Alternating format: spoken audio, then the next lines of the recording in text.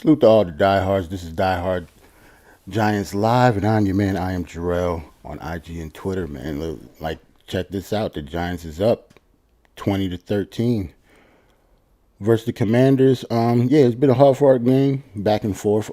These teams, you can tell by the record, they're pretty much stalemated.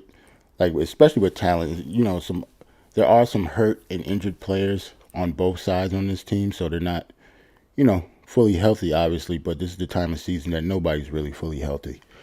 The Giants, it was tied up 13-13 at the half, and the Giants came out in the third quarter, had a big defensive play, a sack fumble with Ojolari, his first game back since like week 2 or 3 since he's played. So, he's obviously made a big impact as soon as he came back, and the Giants scored a touchdown off the turnover. So now it's 20-13.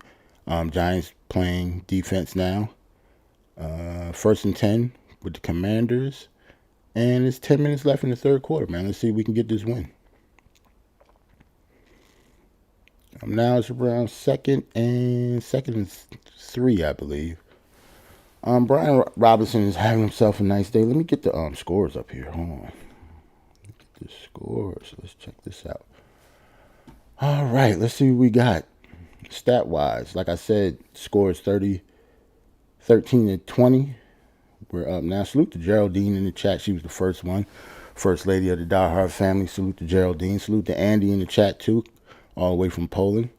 Let's try to get this win, man. This is a big game for the Giants. If we lose this game, my playoff hopes will be dwindling down more and more for every loss that we have, because these are all division games that we have coming up. We have the Commanders twice. We have the Eagles twice.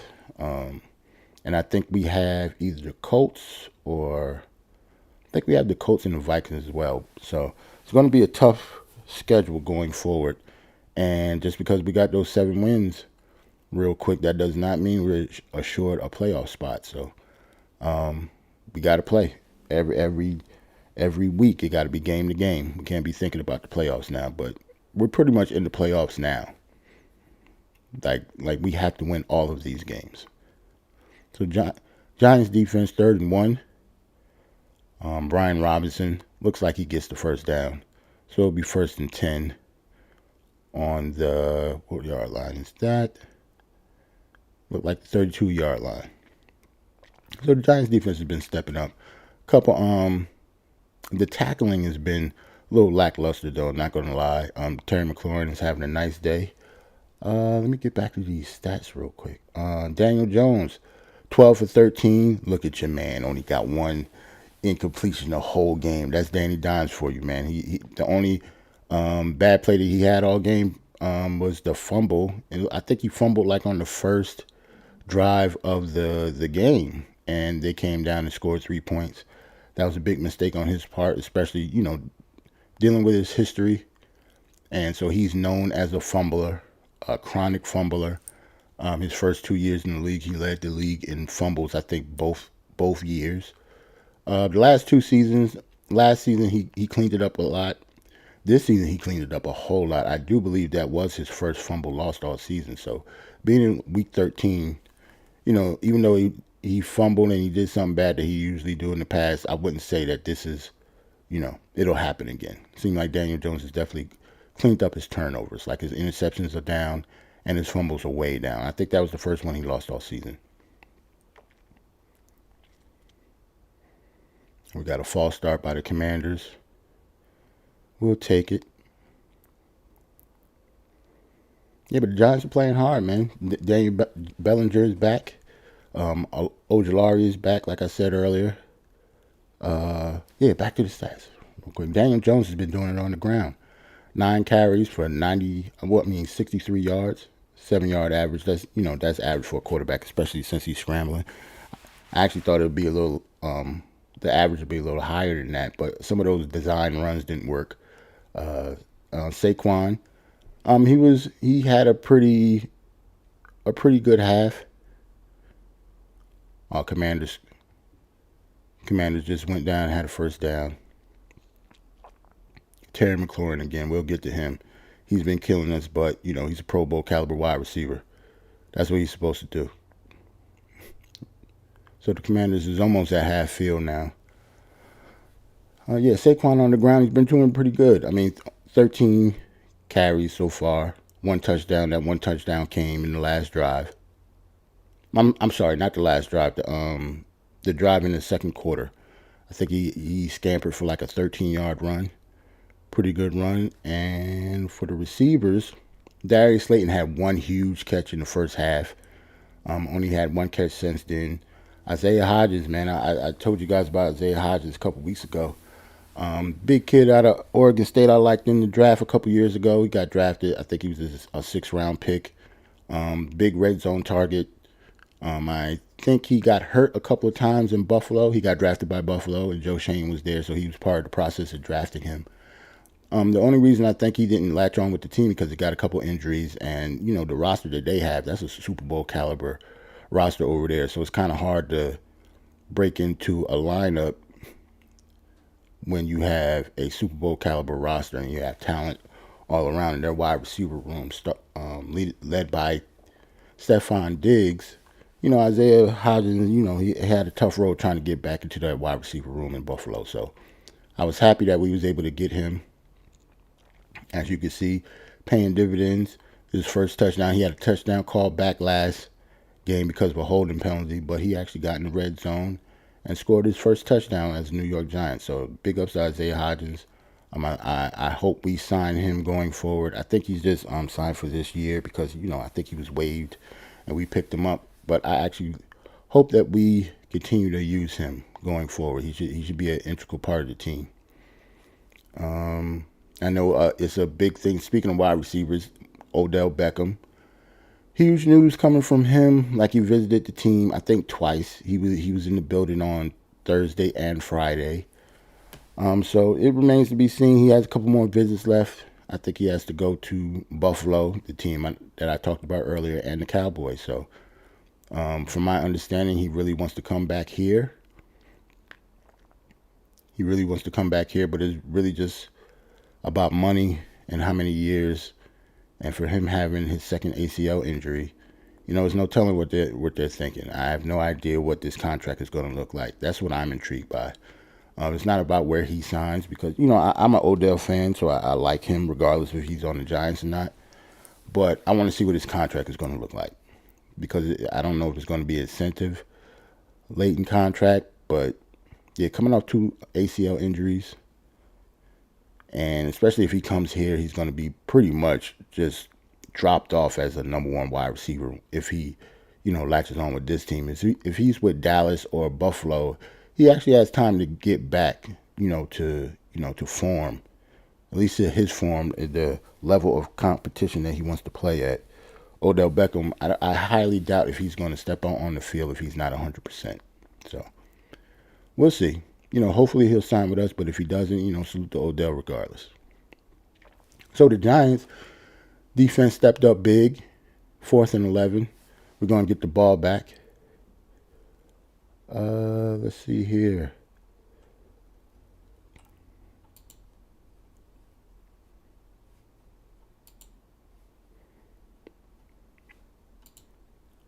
Let's see, hold on. Let's see the Commander stats. Taylor Heinicke, regular backup quarterback, started a few games for them last season because of the quarterback issues. If you follow football, the Commanders brought in Carson Wentz from Indiana, and Carson Wentz was deemed their starting quarterback in the beginning of the season, but Carson Wentz got hurt, and plus, even if he didn't get hurt, Carson Wentz kind of lost the team a little bit by his play. And since Taylor Heinicke was already their quarterback last year, I see why they switched because Taylor Heinicke was already with the team, and those guys actually, ride behind him. And especially Terry McLaurin, the number 1 wide receiver, he speaks highly of him. And Taylor Heinicke has been doing pretty well, especially for somebody that wasn't supposed to be deemed a starter. Going forward, I'm pretty sure the Commanders are going to be drafting a young franchise quarterback. They're kind of almost in the same boat as we're in when it comes to quarterback. Like they're in a I don't know stage. Even though Daniel Jones is a higher level than Taylor Heineke, but we're still in the I don't know stage just like they are. So the draft and free agency, you know, that would tell who the quarterback would be on both teams going forward after this season. Brian Robinson, rookie out of Alabama, big story, victim of a carjacking, I believe, and right before the season started, he was supposed to be the starting running back coming in as a rookie, taking over for Antonio Gibson. He actually took his spot in training camp. So, but then the incident happened. He got shot multiple times, but he actually came back. They were all, obviously they weren't fatal or anything like that, but he came back, worked hard. I think he missed like maybe the first 4 or 5 games of the season, and now he's coming on strong. He's a rookie, and after having something like that done to you, your rookie season, and you're coming back and performing like that, you got to hold your hand out to him. You know what I'm saying? Like, you got to tip your cap. Brian Robinson is a very, very good player. He's going to be a very, very good player going forward. So, since he's with the Commanders and they're in our division, yeah, Brian Robinson is going to be a problem. So, this is his rookie year, and he's running like this. Like, he's going to be a real good player. Now, Terry McLaurin. Terry McLaurin has 5 catches for 75 yards and a touchdown. He actually can have a lot more than that. Maybe if he had a better wide receiver and the scheme was actually tailored to him a little more. Like, say if this was Buffalo and they treated Terry McLaurin like Stephon Diggs. Terry McLaurin is always open. He's one of those players that I deem is always open. Like, regardless of how many people you put on him, he's always going to find a way to get open, and he's done that with us this season. Like, usually we've been, our defense has been playing pretty well, especially the pass defense. We have one of the best pass defenses in the league, even though we have, kind of short on corners. But Terry McLaurin has been being himself this game. Like, you could tell he's a Pro Bowl caliber wide receiver. Have a very, very good game. I really, really like his game. So Daniel Jones, Giants have the ball. Daniel Jones is 13 for 14 now. A second and 7. Saquon Barkley gets bottled up in the in the backfield. So it's going to be 3rd and 2. Big down for the Giants. Say if we can't get points off this drive, a field goal will be nice because it'll be a two possession game. But if we score a touchdown here, that means a lot because I don't expect our defense to give up 2 touchdowns in the 4th quarter without us scoring at all. So this is a huge drive for us. We can actually try to put away the game if we can handle our business. Daniel Jones, I get stopped. It's going to be 3rd and 1. We're going to have to punt. Like, you could tell Daniel Jones, like, he threw a couple interceptions in the Dallas game. So you could tell he's 13 for 14. You could tell he's really not trying to make a mistake, though, because I don't know who he had open. Like, soon as his first read was gone, he just went to run. I don't necessarily like that, especially at 3rd and 2. He ended up not getting it, so we got to punt.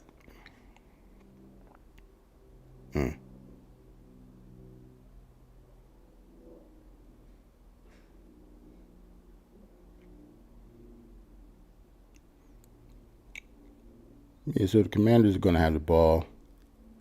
It's going to be 1st and 10. I can't really see what yard line that is. Yeah, but we're going to play defense again, man. They're only down a touchdown. So we're playing with house money now. We're in the league. Hopefully that will continue in the second half, man. This is a big game for us. So salute to everybody in the chat. Salute to everybody watching. All the Giants fans out there, all the diehards. You know how we do already. I'll salute to my guy, Eru. Eru said he might be stopping by later. Diehard Knicks. Knicks got a game today. I think we play... who we play? We play somebody at 6 o'clock. Let me double check real quick before I get the line. Oh yeah, we play the Cavaliers at the Garden.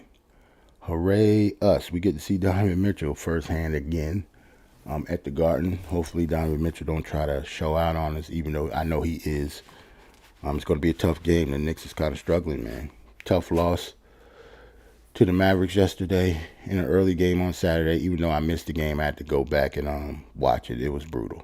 It was pretty brutal. I didn't watch it live, but I watched it, the replay after the fact. That it was pretty bad, man. Hopefully the Giants won't get us as mad as the Knicks has been getting us lately.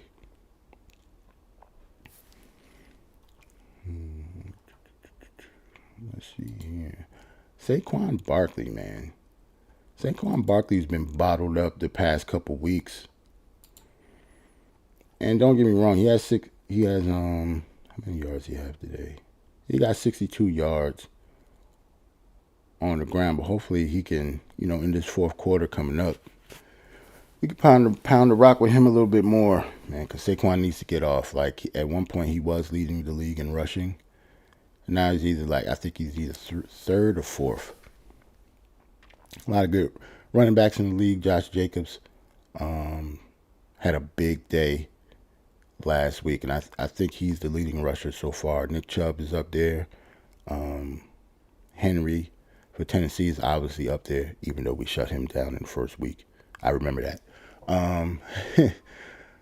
So yeah, Saquon Barkley, I hope he has a better second half than he did the first. He usually does, though, especially with the lead. Like, if this lead holds up, if we play good defense this drive and they don't score and it goes into the fourth quarter, expect a lot of Saquon Barkley. Maybe that's why he doesn't have that many touches so far. Going to the fourth quarter, I think he only touched the ball, got 14 carries, 3 catches, 17 times, not bad. And those touches in the air, they were all short, dump off passes. So Saquon hasn't gotten really that much usage this week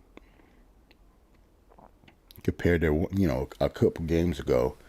I think Saquon had 35 carries. So that's the comparison that I'm talking about. Like, they haven't given him the ball as much. They've been trying to, try to not make mistakes with Daniel Jones, but I understand why they're not giving Saquon the ball, because because we don't have elite wide receivers, and they're not, there's no fear of them going over the top or having big plays on us. So a lot of teams are stacking 8 or 9 men in the box for Saquon. So past couple weeks, that's why he hasn't gotten the ball enough, and we've been actually passing the ball a lot more,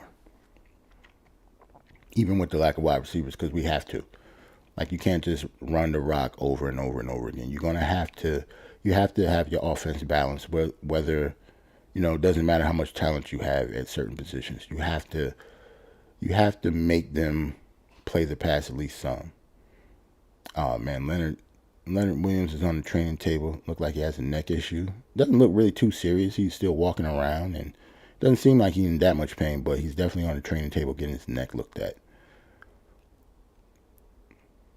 And as I said, that good defensive play, good running defense by the Giants. Julian Love is having a great game. That's one guy that he's a very, very underrated player, man. Julian Love has had a very, very good season. He had a way bigger role than he had in the past. He was forced into starting because of lack of depth, and he's playing like a captain. And I did not see that, coming from him when we first drafted him. I wasn't the biggest fan of Julian Love, but I definitely am now. And yes, Andy Bellinger is definitely back, man. Bellinger, if you notice, he has a visor on his helmet now because of the eye injury. Got a couple balls today. It's only going to get better for Bellinger going forward. I expect him to have a huge day-to-day. I don't expect him to ever have a huge game just because he's a rookie tight end. Rookie tight ends really don't kill in the league like that. But I'm more impressed with his blocking in the run game. And Coach Dable and the rest of the coaches said, his future is really, really bright because he's one of those tight ends. He's not just a pass-catching tight end. He's a run-blocking, very, very balanced type of tight end. He can he could be one of the best blocking tight ends in the league going forward. So as long as we have that, and he still has the capabilities of catching the ball, yeah, I expect big things from Daniel Bellinger, going forward after this season.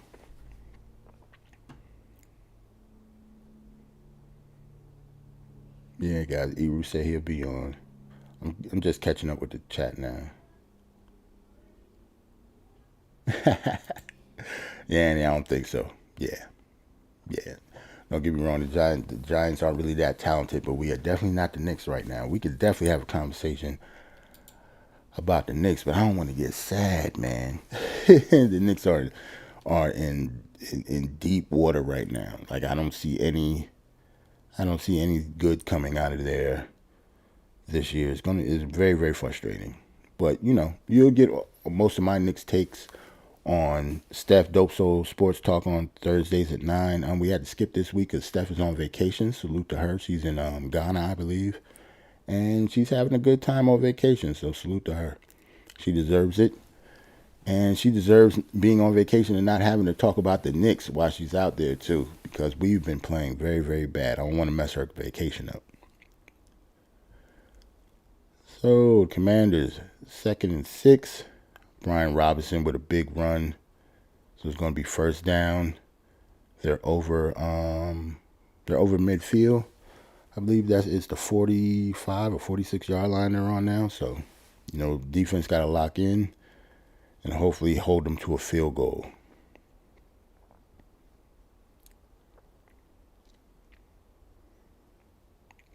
Yeah, this is a big possession. And if they do get points, like on offense, all the pressure's on the offense again. We got to score points. Brian Robinson is up to 85 yards. Brian Robinson's up to 85 yards on the day. Terry McLaurin again, first down. He's a problem, man. Doesn't matter if you double team him. He's the type of wide receiver that can run every route on the route tree. Has sure hands. He'll never drop a pass. And it doesn't matter whose quarterback is. Some wide receivers are just produced regardless of who the quarterback is. Some people are just good. Terry McLaurin is one of those players. 6 catches and 87 yards so far.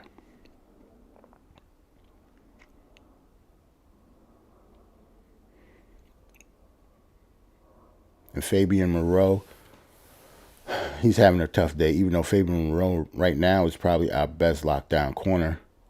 Now that Dory Jackson is out, but he's having a tough time with Terry today.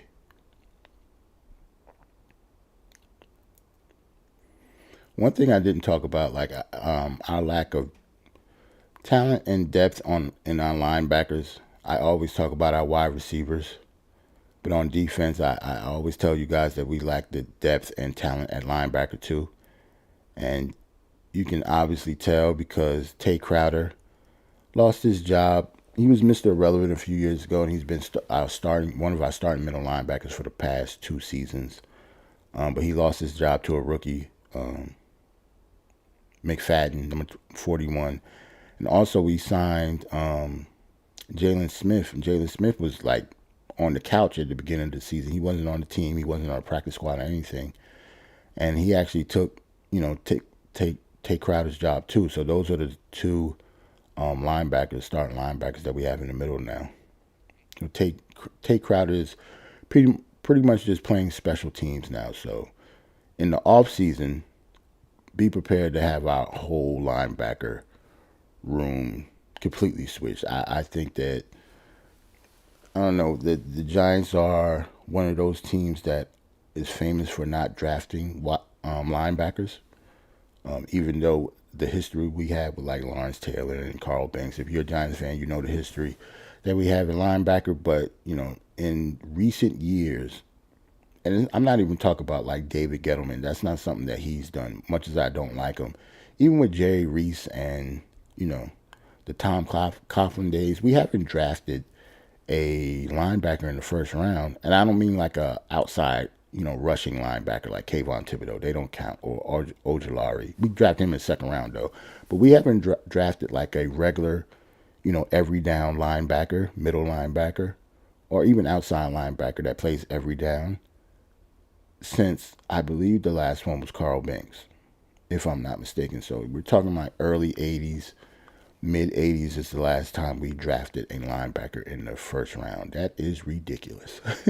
So even though with the question with Daniel Jones, even though I do believe that we're going to retain him, I don't think we're going to draft a quarterback in the first round this year. Because I think Daniel Jones will be better than all of them. So far, like short term future.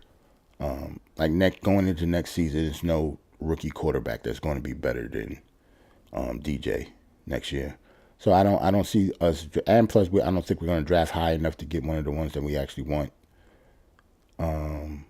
I still don't think we're going to draft a linebacker first round though. If anything, maybe receiver, depending on where we draft that. Like it's going to be, it's very very hard to predict. It's going to be tough sledding, knowing where we're going to draft because we have so many holes everywhere. We could draft corner, we could draft linebacker, we could draft guard, center, wide receiver. We can draft another tight end depending. Like Daniel Bellinger, he's good enough to be. He doesn't even have to be our starting tight end. As long as he's somebody on the team that can, good with the running game, we could still draft a pass first. Pass first, go down the seam type of tight end too, depending on who's on the board. So even though our linebackers is a huge hole on this team, we can draft any position. Like, we have so many holes other than running back, offensive tackle, defensive line. Those are probably the only positions on this team that we would not draft in the first round.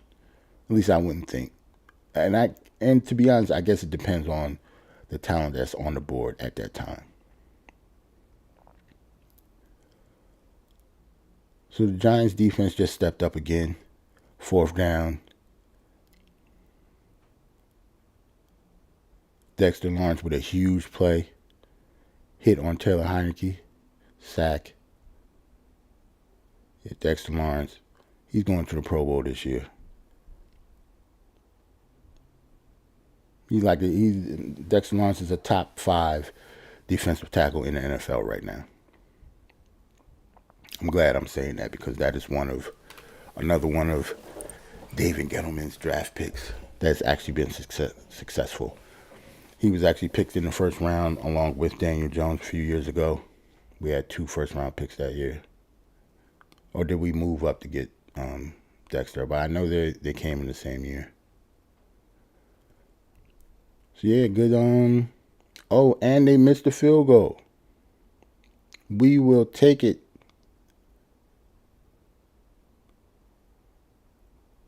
Yep, missed field goal by the Commanders. Score still 20-13. Giants defense comes up big. And let's see if we can score some points. Very, very happy so far, man. We really, really need this game. The game is far from over. 10 minutes in the fourth quarter, though, I'm getting excited. If we win this game, that is the huge game. Because one thing I really don't like, though, the scheduling in the NFL is weird. Like the Commanders, right? The Commanders, they play us twice in a row, if that makes sense. It's not 2 weeks in a row, but they have a bye week next week. This is really, really weird, man. Like, they play us this week. They have a bye week and then play us again. The NFL usually doesn't do that. Like, that is a huge advantage for a team to play a team twice in 1 week, especially when the other team has to prepare for another team in the weeks between that. Like, we have to play them today, then we play the Eagles next week, and then the Commanders again. But the Commanders pretty much just have to prepare for us. They prepare for us all this week. They have a week off and then prepare for a week for us again. So that means it's pretty much 3 weeks preparing for the New York Giants. So if we win this game and we win the next game, like if we beat them today, if we beat them the second game, like that's a real indictment on coaching, yeah, really coaching. I wouldn't even. I was going to say talent, but really coaching. Ron Rivera. No way he should have to, or no way he should lose 2 games to the same team twice in a row. Like if you do, that just means you're just pretty much getting out coached. Especially since we have to worry about the Eagles next week while they're on vacation. So yeah, it's really really crazy how the NFL actually scheduled the Commanders to play us twice in a row. It's weird. Oh, Andy asked, "Are we following soccer?" I am not a soccer watcher. I'm not gonna lie, but when the World Cup happens, I usually do have it like in the background. But I would be lying to say that you know, I'm a real big soccer watcher. I'm not really that big on soccer. But when USA wins in the World Cup, I know about it. Believe me, I'm a sports dude. So now they talk about Japan versus Croatia and Brazil versus South Korea. I probably will have those in the background, just watching it, or just even if I'm not paying attention to it, when somebody scores a goal, I know stuff like that. But I'm not really that big on it, to be honest.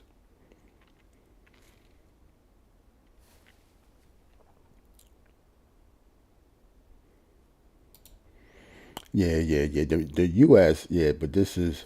See, I'm not disappointed when the U.S. doesn't win because the U.S. never is going to win probably the World Cup. Like other countries in soccer are just way better than us. That's their number one. For some countries, that's their number one sport. So it's kind of hard to, even though I'm obviously rooting for the U.S. to win, but I don't expect them to win if that makes sense. Unfortunately, when it comes to soccer.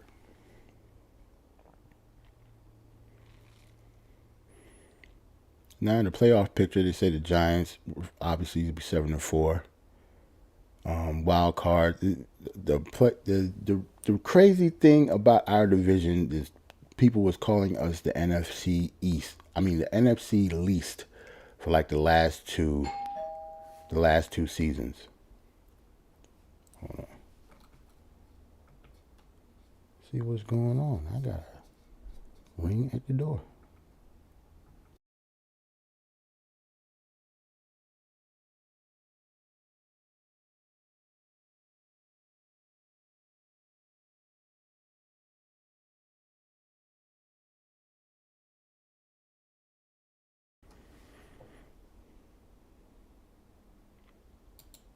Yeah, that's right.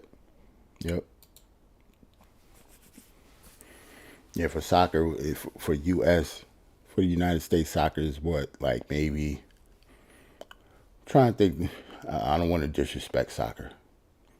I would say obviously under football, obviously under basketball, obviously under baseball. It's even under hockey here. Yeah, yeah, it would have to be after hockey too. So yeah, when the U.S. when it comes to soccer, for some reason, like it's just not big here. I don't know why either. Especially bigger than hockey. Hockey is huge here too. So I don't know.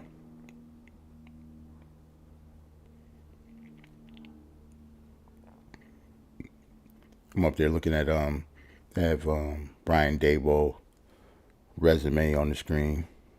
Pretty much pretty good coach, man. Very very impressive with Brian Daboll. Not gonna lie. And I'm not just talking about like the strategic stuff because a lot of that is not even him. Like we have an offensive defensive coordinator just like everybody else. So when it comes to the head coach, a lot of times people think that they're the ones calling plays. Not every head coach does that. Like maybe if you're in Kansas City, like for example, Mike Kafka is our offensive coordinator, right? But he was the quarterback coach for Pat Mahomes, and he was under Eric Bieniemy because that's their OC. But a lot of people don't know. Even though Eric Bieniemy is an integral part of KC and he obviously does a lot, but he is not the play caller at Kansas City. Like the play caller is Andy Reid, who is the head coach. That is a special circumstance. Every head coach do not, or most head coaches do not call plays.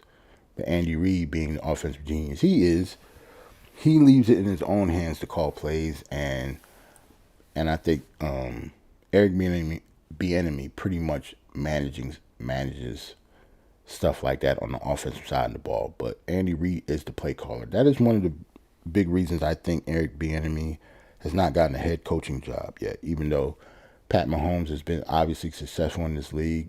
Andy Reid is a Hall of Fame head coach. They won a Super Bowl with Bieniemy at the OC position.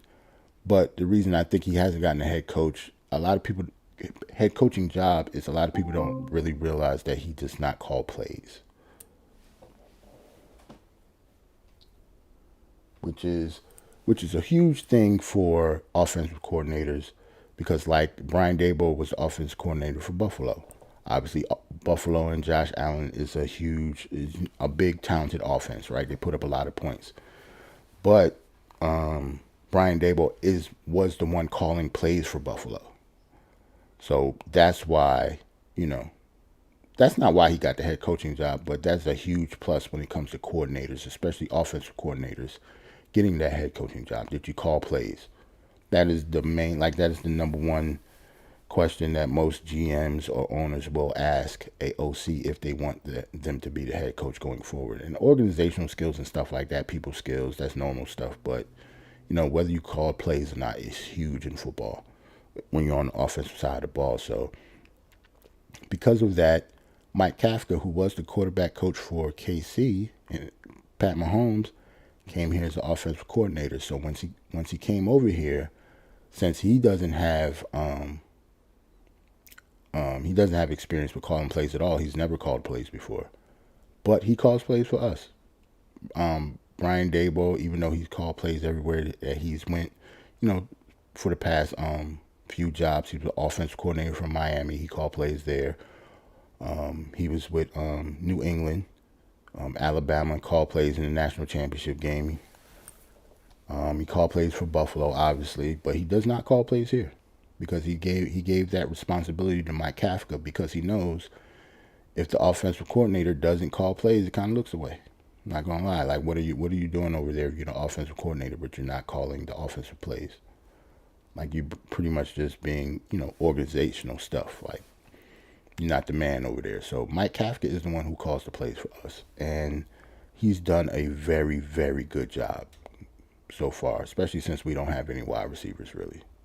Like, he's made Daniel Jones a lot of money. Let's just say that. And Daniel Jones, because of the play calling, they don't really try to give him too much. You don't see Daniel Jones trying to sling it all over the field, and they put him in a position to not make those mistakes that he made before. So that's just good coaching, like, regardless of who the people are. It's not about Daniel Jones or Saquon Barkley. Like, that's why I'm so high on them going forward, because regardless of who our quarterback is or who our running back is, I think we're going to be in good hands going forward because of the people that's in charge. And Wake Martindale, it's not enough to say about him. Like, he came in with his job with both of his pass rushers hurt in the beginning of the season, and our number one corner, we had to actually give away because the contract was so high. So, Wink Martindale has done a very, very good job too. So we have a very, very good coaching staff, man.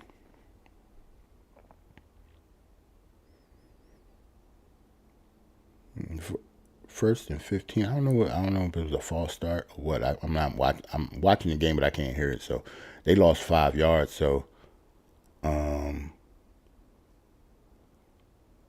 Tanner Heineke had to pass it in the end zone, in his own end zone. So it's 2nd and 15. 7 minutes left in the game, and the Giants have the Commanders backed up in their own end zone.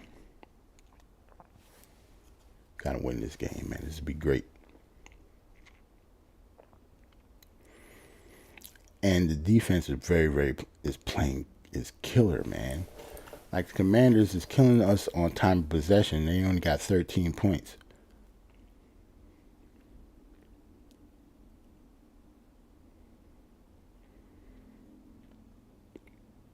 They get the ball to the 6-yard line now. So it's 3rd and 13.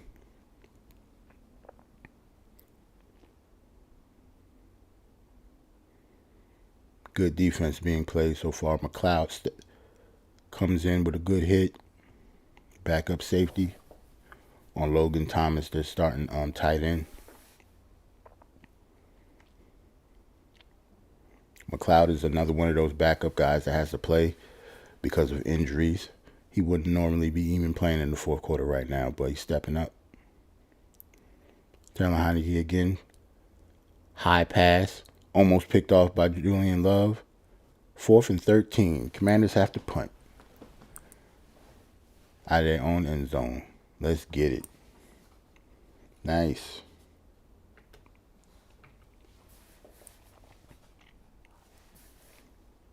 It was almost intercepted. If that would have been an interception, that would have been game.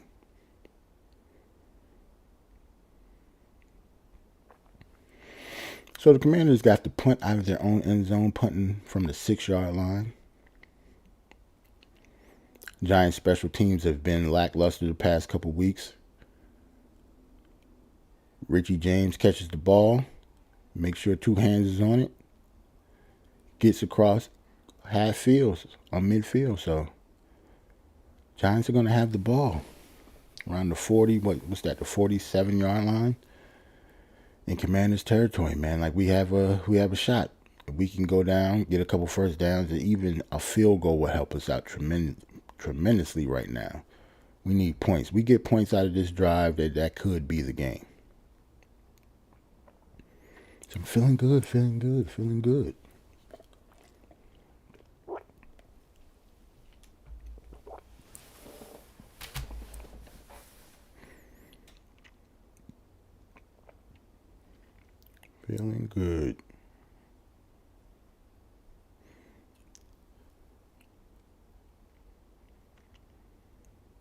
So I guess now that we're at a commercial break right now, so I guess I could get into the Knicks real quick. Is it a hot take saying that Tibbs isn't going to make the All-Star break? The way that we're playing? Tough, man, tough. Leon Rose, I know that's your man's and everything, but I don't even really have a hot take. Like, we're so bad. Like, everybody's right in their takes. Like, anything can happen. Like, Tom Thibodeau, if Tom Thibodeau gets fired after this game, after today, say we lose to the Cavs at home, right? Especially after we did not get Donovan Mitchell and he went to the Cavs. So say if he goes to the Garden now, who knows is James Dolan going to be there? Whether he's there or not, I'm pretty sure he can, he's rich enough to have a damn hologram right there on half court if he wanted to. So he would get the information whether he's there or not. If we look bad, you know that the Knicks is all about optics, unfortunately sometimes. Politics and optics. If we look bad, after the way we've been playing and the way we've been losing, I don't know what's going to happen. I wouldn't be shocked if everybody gets fired. Really wouldn't. We'll see. It's going to be tough. Like, I almost don't see them firing Tibbs. I kind of think they all have to go. They have another year on their contract, but who knows, man? Geraldine say. Unless Dolan steps in, Tibbs will be here. Leon Rose will not fire his friend. I can't even argue that, Geraldine. I think you're right. That's why I think they all have to go at the same time. Like, all of them. Everybody has to go. It has to be a clean slate. But is it ever a clean slate, though? That's the thing. We never have a clean slate. Even when we fired, like, Phil Jackson, got Scott Perry in here, it still was it's never a clean slate. We still had Steve Mills. So they bring in Leon Rose, get rid of Steve Mills, but Scott Perry is still there. So if Leon Rose go, will they fire Scott Perry and it's like a real clean slate? Because something is obviously wrong with this team. And it's not just Tibbs. It's the roster isn't constructed well. Tibbs obviously isn't adjusting well either. and everything is just wrong. Everything, we're not built well. Like, even though I like the players on this team, it's not that many players I dislike on this. Like, I don't really dislike anybody on this team. Like, even RJ is struggling. I don't dislike RJ. He's just not playing well and he's struggling. Like, and I don't think that he's going to be, some type of perennial all-star going forward. But I don't dislike him though. Mitch, I'm not the huge big fan of Mitch, but I don't dislike him either. He's just inconsistent, and I just want consistency from everybody.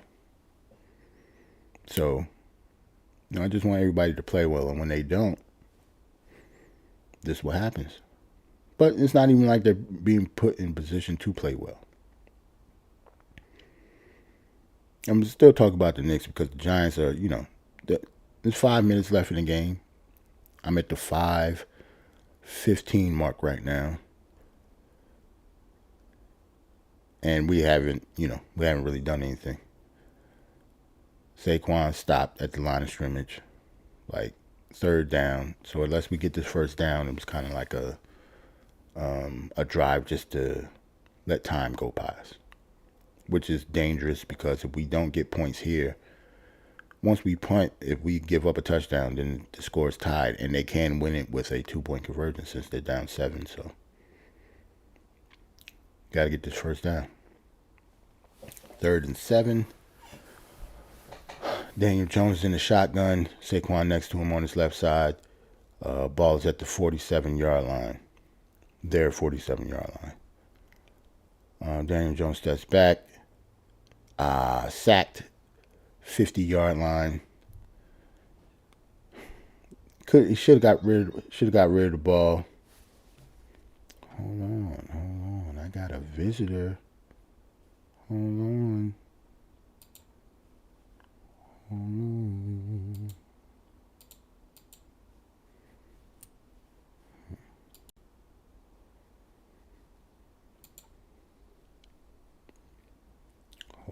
on.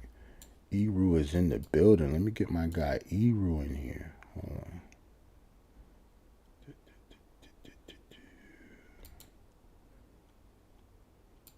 And let's go to the big share. Let's change modes, man. Get out of the film room since I'm not by myself anymore. Get the big screen up here. Boom. Eru, how the hell are you, bro? Oh, he ain't got his mic on. Yeah, what's up, man? I'm sorry about that. It's all good. It's all good, man. I know you was waiting for me. I got to do some stuff in the background to get you all in and stuff like that. So I got you, I switched scenes. I got the big scoreboard up here so people can see a little better since I'm not talking about myself. Okay. Yeah, I'm sorry about that, man. I freaking got into a freaking family dispute. Hey, man. Hey, we all got them. Don't even worry about it. Giants is up 20-13. How the hell are you other than that? I'm all right. I should be okay. Like I woke up at 12. Yeah, like 12:30. It was almost 12:30. I woke up. Yo, fam, we woke up around the same time. You ain't saying nothing. I woke up like 12:15, bro. I didn't do anything this morning. It was like I woke up, fucked around a little bit in the living room, and it was time for the game. Like it was over. Like I didn't eat nothing. Yeah. I'm ready to eat after this game is over. Like that's what I'm saying. If we lose, I'm gonna be pissed. Yeah. I'm just glad to watch the game right now, so I don't have to deal with these people, man. Be like that sometimes, man. Football is release. Well, sports is release in general. Yeah. Yeah, let me tell you, man. I woke up like just about 12:30 or so for kids fighting. Then I'm like, yo, it's 12:30. Why y'all let me sleep so long? Oh, but you worked late yesterday. I felt just leave you alone. Like, I really until when are you gonna you're never gonna check on me, see if I'm alive or nothing? Like, damn. And then the kids almost kill themselves. And then 15 minutes later, we're arguing and yelling and yelling. And next thing you know, I'm in Stop and Shop. It's, Next thing you know, I'm at the store. Yeah, how the hell did I get in Stop and Shop? So I'm like, Lord have mercy. Yo, that's how it always is, especially with dads at the dads and families and stuff. Like everything, all of a sudden everything blows up. Why am I at Home Depot, yo? Why am I at the grocery store? How did I get here? I wanted to chill all day, but I'm at the store. Yeah, and then on top of that, I'm yelling at everybody in the car. and then I leave my phone in the car because I'm too busy like rushing to pack the stuff up to get upstairs. I left my phone in the car. So Right, right, Jesus right. Christ. And we was as soon as you came in, we was pretty much in the middle of a Knicks conversation. Even though the Giants are like in a good game with 3 minutes left, we got into the Knicks just cause. Okay. I would say we got into the Knicks and talk about like front office and whether they're going to keep Tibbs or they all got to go. If you look in the chat, Andy, salute to Andy and Geraldine. They've been holding me down since I got on here, talking Okay. about the Knicks and stuff. Yeah, man, the Knicks is. Did you see the game yesterday? Because I know you didn't go on, and I seen that I know it was early. Like who the hell plays at like 12:30, man. who the hell does that on a Saturday? What is the NBA doing? I don't know. I mean, they gotta have family days and stuff like that. So I guess yesterday was like a family day. I get it, but Family Day on the West Coast, bro. That means there was a basketball game at like 9:30 in the morning on a Saturday. Like what can you is, imagine? Like, forget about it, man. yeah, like kids was watching cartoons and you watching the Knicks game. Like this is crazy, man. Like speaking of which, I was telling them in the chat or whoever's watching, the schedule conflicts when it comes to the NFL. You know the Commanders play us twice in a row. Yes.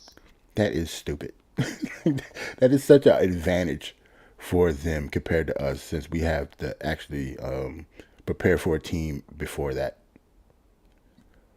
Like they Yo, play us, have a bye week, and then play us again. So that means they prepared us for like 3 straight weeks, that's crazy. and they losing.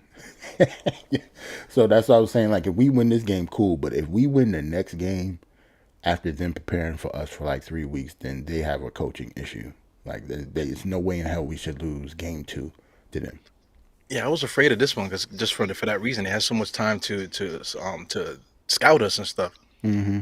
So it was good, man. I like the old school jerseys. Maybe that brought us some luck. Love it. I don't know if you noticed, I switched helmets in the background. Remember we was talking about the dark blue helmets. I got the old school helmet back there now.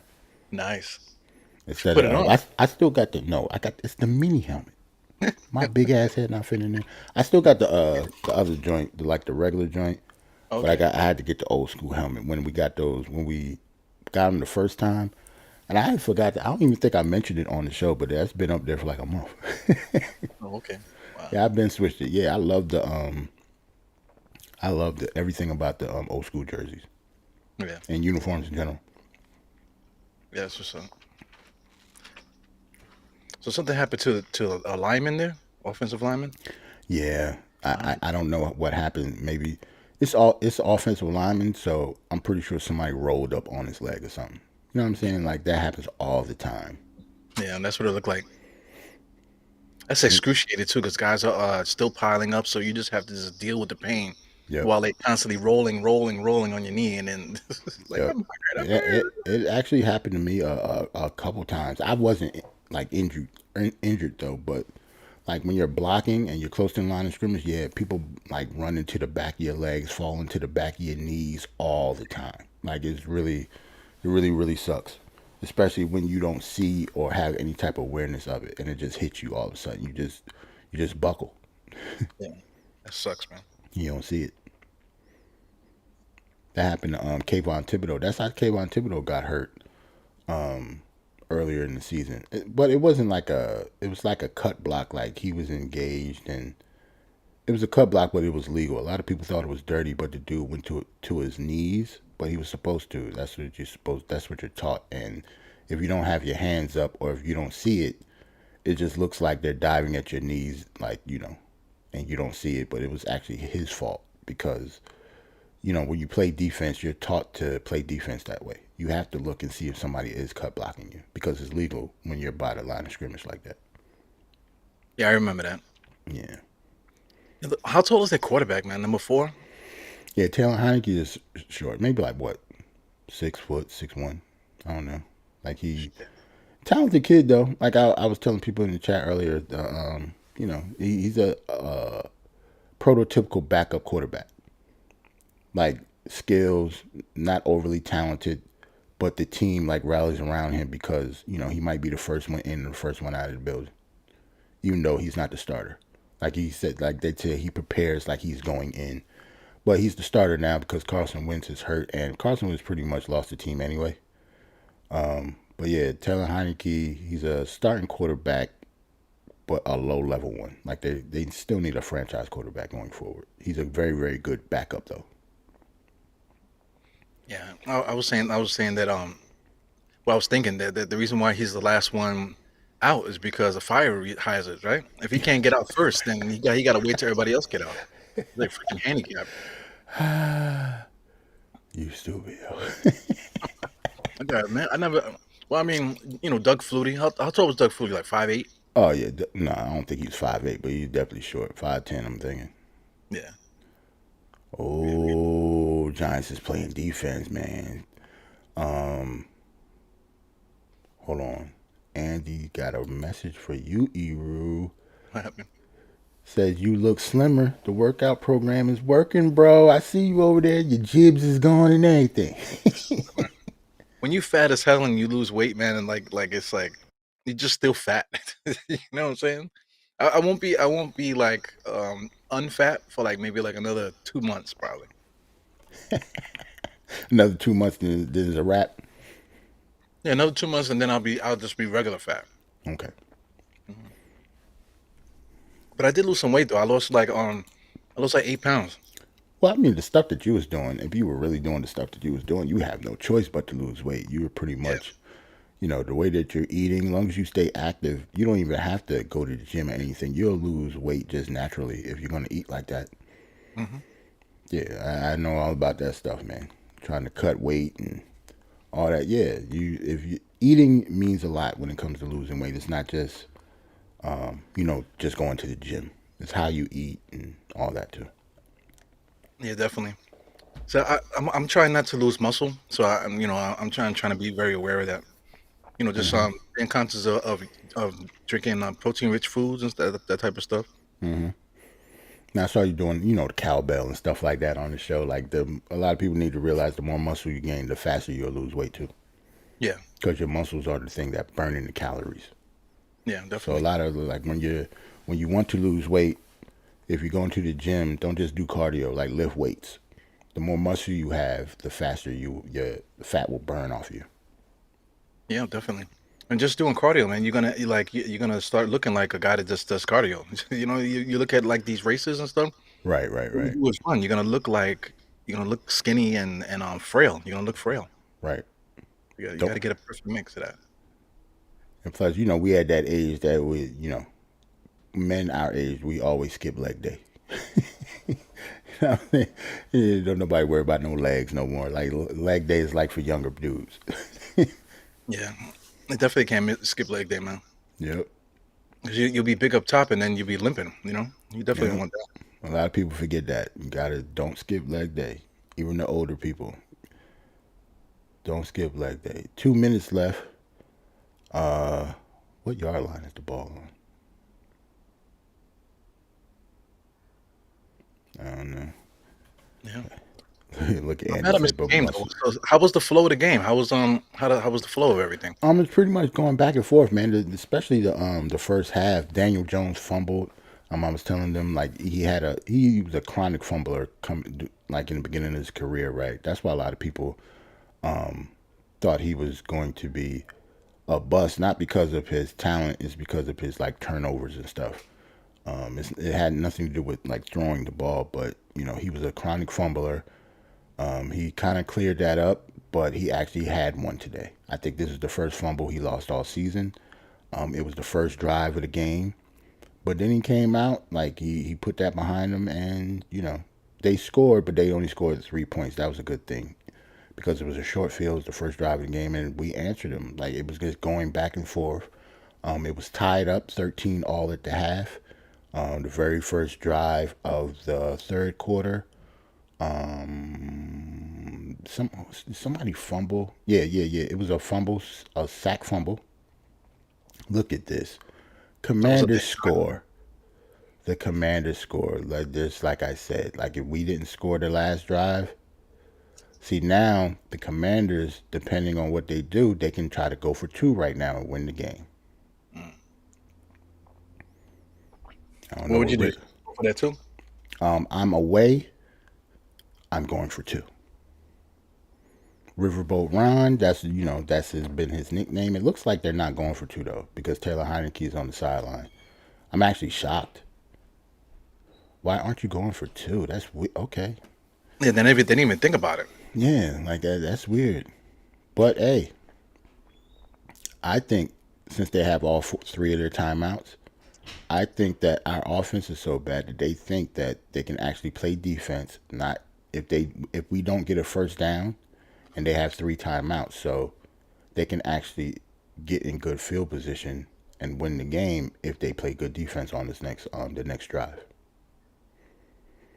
So I'm with it. maybe that's what it was. Maybe because it's enough time left that if we don't get a first down, they could get the ball back and score. You know what I Damn. think? I think they want to go into overtime because they know I didn't get a chance to watch a lot of the games, so they want me to watch more. You know, we're still gonna win. But they just did this for me. This was drama. Yeah, but going back to what I was saying, that the third quarter, the first drive of the third quarter, Aziz Ojulari, our best pass rusher last year, he was hurt most of the season. He came back his first game and got a sack fumble. So yeah, and then we scored after that. The guy Isaiah Hodgins, the wide receiver that we got from the practice squad from Buffalo, he actually scored his first touchdown. So that's how we got 20. And other than that, you didn't miss anything. That was the score, and except for that last touchdown. So it hasn't been like a exciting game per se, but we're pretty much even going back and forth. Sounds like fun to me. Now we So, got to get a winning drive, man. Just for me right here. yep, Daniel Jones. This is what it's all about. 17 for 18, only 100 and hold on, let me see. He only got 100 and some yards, 136 yards, but he hasn't played a bad game. Let's see what we can do. Oh, we going deep first play. Oh, I mean, that's a great catch. Darius Slayton. Eru, you are the man. As soon as you come over here, people start making plays. in my mind, I was like, is that Phil Simms in the game? Did he just put Phil Simms in there? Oh my God. Great catch by Slayton, man. Wow. Look at that. It's bouncing. Oh, they hit the ground. Never mind. I thought he caught the ball. So, oh man, Ah, never mind. Bad catch by Slayton. Eru, you're bad luck. Ah, man. look at the That would have drop been. rate, man. 50%, second highest in the NFL. Lord, Yes, he does not have good hands at all. That's why if he's not on the team next year, then I would. Oh, another deep throw. What is going on? Oh, no flag. of course not, because Darius Slayton didn't sell it good enough. To be honest, like, look, they're gonna show the replay. Look at Darius Slayton. Push inside more. I don't know though. Oh, I because he think looked. You know what it was? Because he looked back. If he didn't have his head turned back, then they probably would have called pass interference. But just because you turned your head back and actually acted like you was going for the ball, then that's not a flag, no. oh my god. Because look, he didn't push him. He had his hand on him, but he didn't push him and had his head swung back around for the ball. So that's textbook. They're not going to throw a flag on that. Freaking Slayton. Darius Slayton should have. Again? Oh my God, what are we doing? Another drop. Lord have mercy. 3 drops. Bang, bang, bang. What are we doing? I really don't get that play calling. Because you don't waste any time off the clock now. So because it was 3 incomplete passes, only 15 seconds went off the clock, or like 20 something seconds, and that was almost an interception. That's bad play calling. They didn't even try to march down the field. They threw 3 big throws down the field. Ah, that is, And not necessarily a good kick either. Look at this. Lord have mercy. Good hit there, though. yeah, well, I was about to say the same thing. He got blasted though. Wow. Oh, it's a flag. What's this?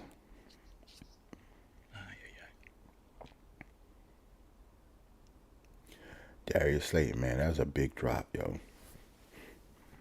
2. Big Two drop. bad plays. Big drop, man. But the second play, I can see that. But that first one, you can't drop that. You can't drop that. You're so dramatic with it too. You caught it and then roll his head back and all kind of stuff. Yeah, but you got to do that to sell it. You know he dropped that shit. You got to try to sell it with the ref like it's almost a natural reaction. So whatever it was, the penalty was on them, but they still get the ball. It's a minute and 17 seconds left, and they have all three of their timeouts. We have our three timeouts as well, but yeah, they got all the time in the world. We got to play defense.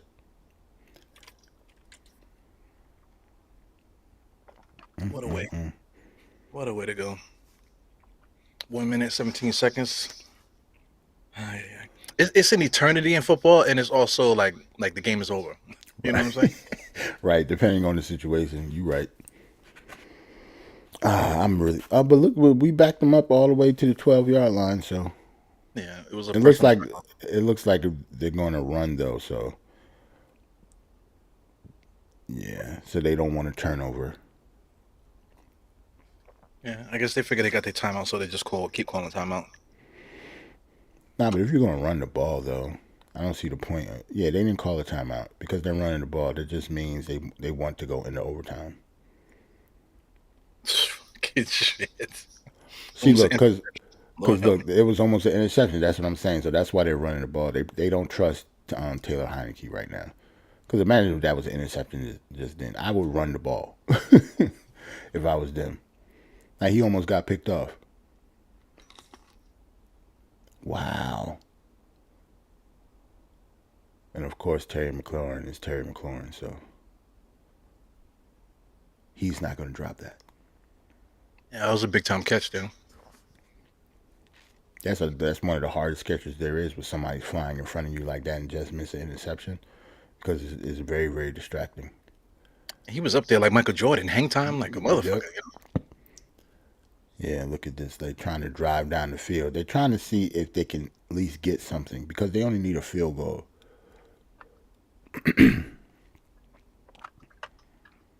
They almost in range too. Yep.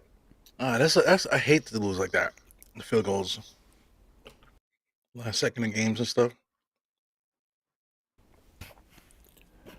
Oh, man. Giants will stress me out. Mm-hmm. You know, it's funny though. What's our record now? 7-4. If we Mm-hmm. lose, we'll be 7-5. Yep. So it's like we still kind of like we're still looking good. We're still looking good, but it's just the I don't know. Like I was telling everybody that we're pretty much kind of in the playoffs now. Yeah, Because if you look at everybody else, like in the standings, don't get me wrong, we're in the wild card, but a couple losses, like we need 10 wins. yeah. We need 10 wins.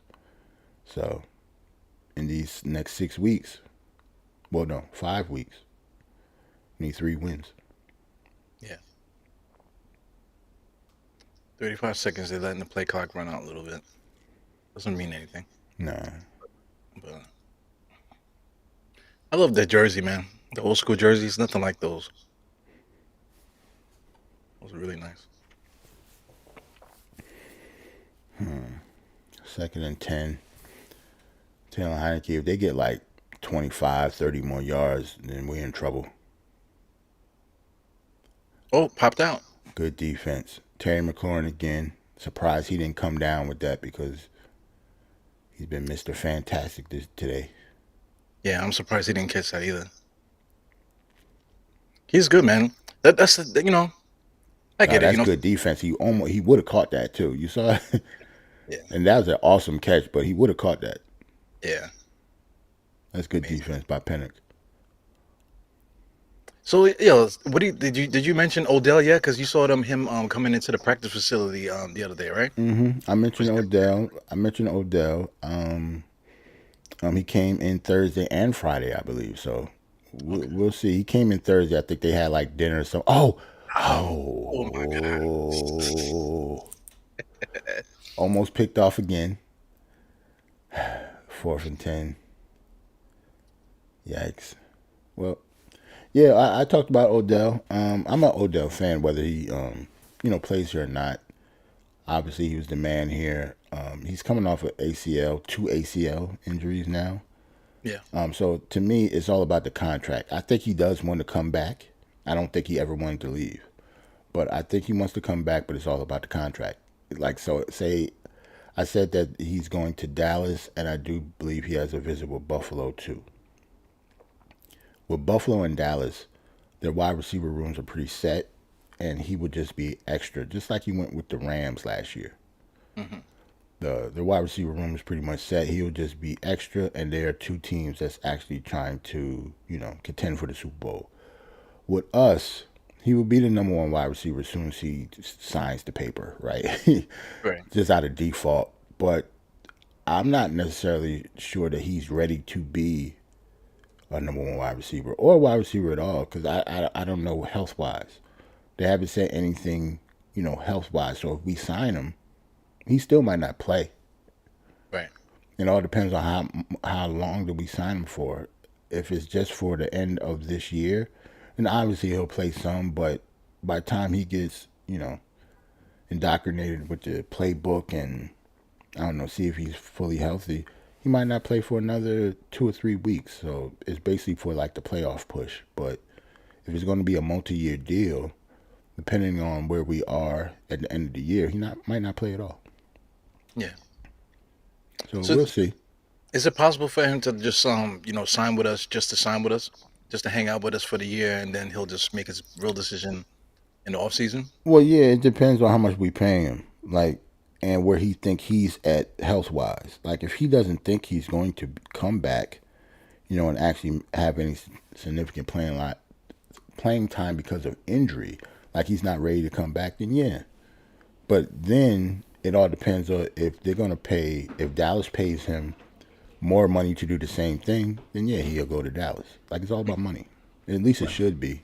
Like he's at the end, not the end of his career, but like he's at his prime now. Like he needs to get paid. Yeah. This might be his last chance to get paid or have a multi-year deal. But he made not I was gonna say cryptic, but not really cryptic, but he just kind of made like a couple of like comments that that he just more like he just looking for a place to maybe like put some roots down. And like he's tired of moving around, tired of Right. living out of a suitcase, that type of thing. He wants to put some roots down. I Right. mean, it's weird as a millionaire because millionaires you could you just buy a house, fam. You know what I'm saying, and just keep your residency there if you want to. But I don't know. What Yeah. do you think? He just recently started a family. Just got a son. So yeah, he's ready. This isn't the same Odell that left the Giants. Like he's Yes. way more mature. That was like what 4 years ago. Like he's a completely different person. Not a How old was completely the different baby? person, but say that again. How old was the baby? I think the baby was. I don't even know if it's a year. Like the baby was just born this year, I believe. Okay. So yeah, he's ready to settle down. Like his next spot, he wants to stay there for a while. Right. So I don't know that. I don't know if that's a. I actually think that's a good thing in our favor Right. because he's already been here. He knows the area. He knows everything there is to know about this organization and the building so far. So for that standpoint, we are at an advantage. Like, but we'll see. I think it's really about money because Yeah. if say if Buffalo signs him to a multi-year deal, like why wouldn't he go to Buffalo with Josh Allen and Stephon Diggs and their offense? But aside from football in Buffalo, and the only thing up there is Griselda. Right? That is true. That is true. But like I said, but you're right though. But like I said, this is a different Odell.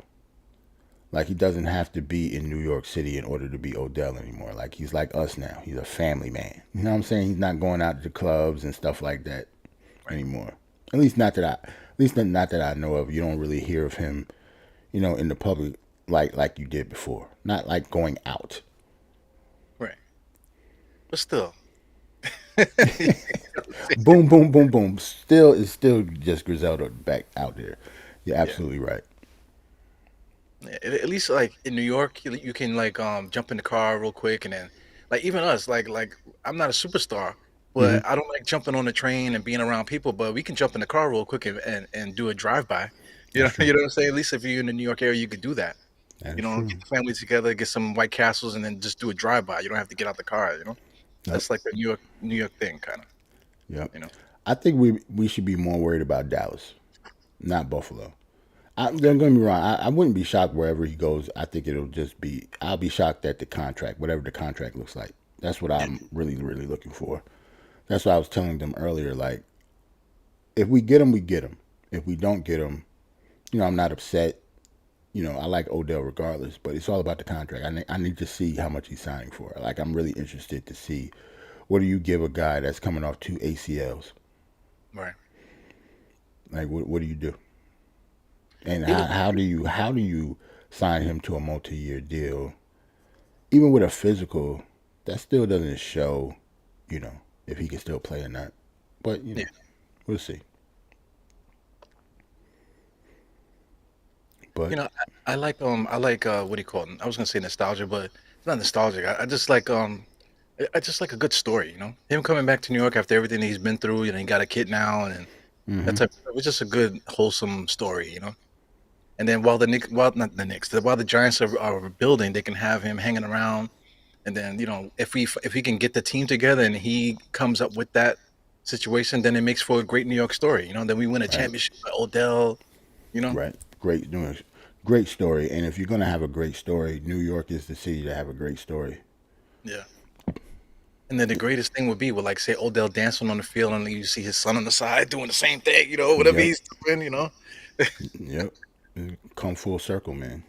yeah, that'd be awesome. Like Odell was an integral part of this team. Love or hate him, he was the man here, and he was one of the few reasons that people was actually watching us play at one point. Hmm. Like them late Eli Manning days when we just had Odell, Saquon, and nothing else. That was hard. What I'm saying? That was tough to watch, man. Like we wasn't, which is crazy because we still have more talent then than we have now. Yeah. Way more talent. Like that's what Sterling Shepard was like healthy, and Saquon was like a rookie and healthy. Oh, shout out to Andy. He said Popeyes is coming to Poland. You mentioned on White Castle. He's psyched up. He's psyched up about that Popeyes, as he should be. Popeyes is good. Love that chicken from Popeyes. Lord have mercy. Yeah, I that's wanna. what's I up, would love to man. see the commercials in Poland though. For that, Yo, don't do the Polish Popeyes accent though. Don't I do it. thought about it. I know you was thinking about it. I knew it was coming. That's why I said don't do that. Yeah, here we go. Daniel Jones. Okay, Another one. Daniel. Damn. Dan, damn, Daniel. I was waiting to pull that out, but he hasn't done anything impressive enough for me to like. I was Yeah. actually gonna make it a drop and everything, but we'll But see. look at the blue kicks though. So I you saw could him. do that. Damn, Daniel, look at the blue kicks. I Ooh, see him. it's So it's nice. 3rd and 5. Obviously, a huge down for the Giants.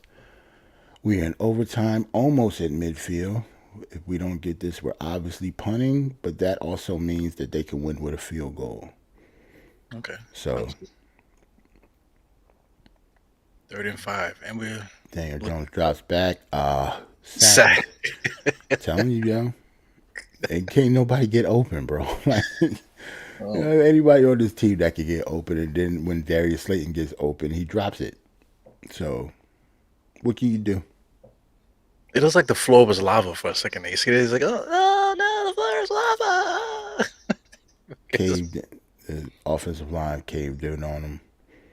uh, And plus, dude, honestly, that was a covered sack, though. Because it's only 5 yards, so and nobody could get open.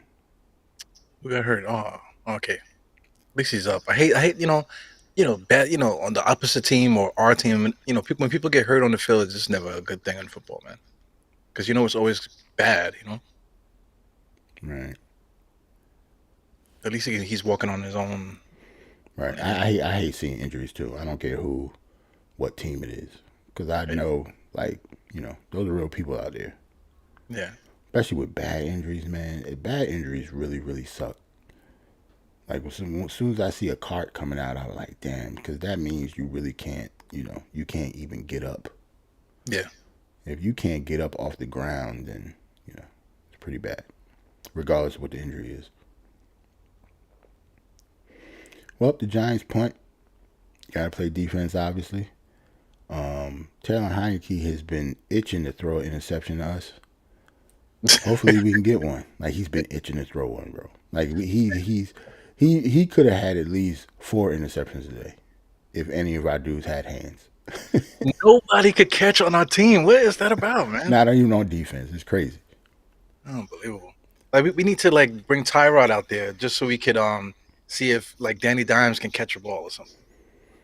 Hey, he probably could because Daniel Jones caught a pass before.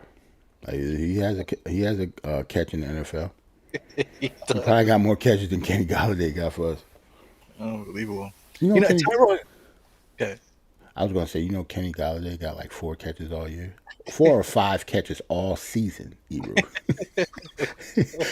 all season, like not like last game. Yeah, all season, yo. It's week 13, fam. Jesus.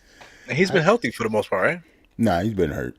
Don't get me wrong, but even when he's healthy, he doesn't do anything. Like last few times he was healthy, he still doesn't do anything. But even he's been hurt, been off and on Call that motherfucker adobo, man. All season. all season. Everything in the season, man. All season, you get 5 catches. How's that even? All right, Giants 2nd and 8. Ball is on the 35-yard line. Their 35-yard line, so got some room to work with. They're still running the ball. Oh my God, look at this. Curtis Samuel with like a 15-yard run. They only need like a good 15 yards to close this game out. Uh, Big run by a wide receiver. nice. And look, and Curtis Samuel is like the third string wide receiver, man. Like it just tells you the talent deficiencies compared to our team, but a lot of other teams, man. Like Curtis Samuel would be our number 1 wideout without question right now. He like 4th on the depth chart over there. Good stop there. Yeah, good stop, good stop. I mean, technology is so ill. You see the field goal range. Yeah, I see it. You know? That green line. That's one thing. With people that actually go to the games, like Right. when it comes to basketball, yeah, like going to like the Garden or any arena and stuff is cool with a basketball game. Going to football games out in the cold, none of those, like the yellow and green lines and the red lines and stuff, they don't show up on the field. Like you actually got to just sit there and you miss a lot of stuff being at the game. Yeah. That's why a lot of people actually when they go to the game, you'll see them with like headphones on because they're listening to it like on the radio or something. Because you miss everything if you just go to the game with nothing, you just sit in your seats and actually watch the game. You're missing half of the game. You don't even know it. Yeah. Like I've never been to a Giants game, but Mm-hmm. I've been to. If I'm not mistaken, I could be lying. Forget it. But I was gonna say like once you in the football field, like there's people there that they show up to the game and they like that's the stuff. Yo, Jim, what where we at? Oh, they just have like they have their phone out and they got all the Mm-hmm. information and stuff. Mm-hmm. So you kind of like need that as like a football fan, like you said. Yep. Giants I, make the stop. Giants make the stop. 4th down. So what do they do? Because that's outside of field goal range. So they might punt, man. We'll have 4 minutes. 4.5 minutes left in overtime. They don't believe in themselves either. Those Washington guys. Well, no, because they're not really that good either. And Taylor Heineke, even though he's playing well, like he really is like a backup quarterback in this league. He's just a good backup quarterback. He's like, fuck. What's that name of that football that famous football movie with the Rudy? Yeah, He's Rudy. he's like You say he fucking Rudy? he's like Yeah, Rudy. man. Like he's somebody that like local fans could root for. Everybody in the locker room loves him. But Carlson Wentz. Look at did Ricky James almost fumble that ball? Yeah, yeah. I'm about to. Yeah, you missed that. That was the Terry McLaurin touchdown. Terrible tackling in like the first half. So what happened just now? Because I got my internet just popped out. Oh, nothing. We pretty much Ricky James. He caught the fumble. I mean, he caught the punt, but it looked like he kind of bobbled the punt, and that was the same dude who cost us the Seattle game because he had 2 punt return for a fumble. 2 fumbles on punt returns. Eru, you good? Yeah, I'm good. I'm just watching the internet just go in and out, in Yeah, and out. yeah. You choppy. Okay, Yeah. we see. Oh, Saquon trying to run somebody over. I like that action. Let's go, Saquon. We in a hurry up because it's under 4 minutes left. We should be in a hurry up a little bit. We obviously don't want to end this game with a tie. We don't want to lose either. Tie is better for us, especially playoff wise, playoff picture wise. But we don't want to give them the ball back either. Like, so Has we need to. anybody tied this season? Yeah, somebody tied. I think it might have been the first week. I think, but yeah, they're rare, but it happens. That would suck. I actually think there should be no ties, but I think they do that because of injury. It can't be like baseball has it go on and on and on. Basketball goes on and on. If it's a tie at the end of the game or any type of clock, whether it's overtime, you have triple overtimes and stuff like that. But football is just one overtime and that's it. I think they do Yeah, that for like safety, but to me, it seems like it shouldn't be any ties in football either. yeah, it's weird. I think they do it for player because of player safety. Yeah. So I mean, is there is there any way to combat that? I don't think there's anything we could really do about that. Nah, it goes under review every season. Like I don't know if you noticed, but they have something called a competition committee that every year, like some rules. Okay, nice catch by Isaiah Hodgins. Every year, some rule changes. It's called a competition committee. Like all the coaches around the league and owners too. They all like have some type of symposium in New York, all be in like a rich big ass boardroom and see what rules they can change. So like the overtime rules before, even the overtime rules now aren't the same as it was like 2 years ago. I don't think like they changed some stuff. Yeah.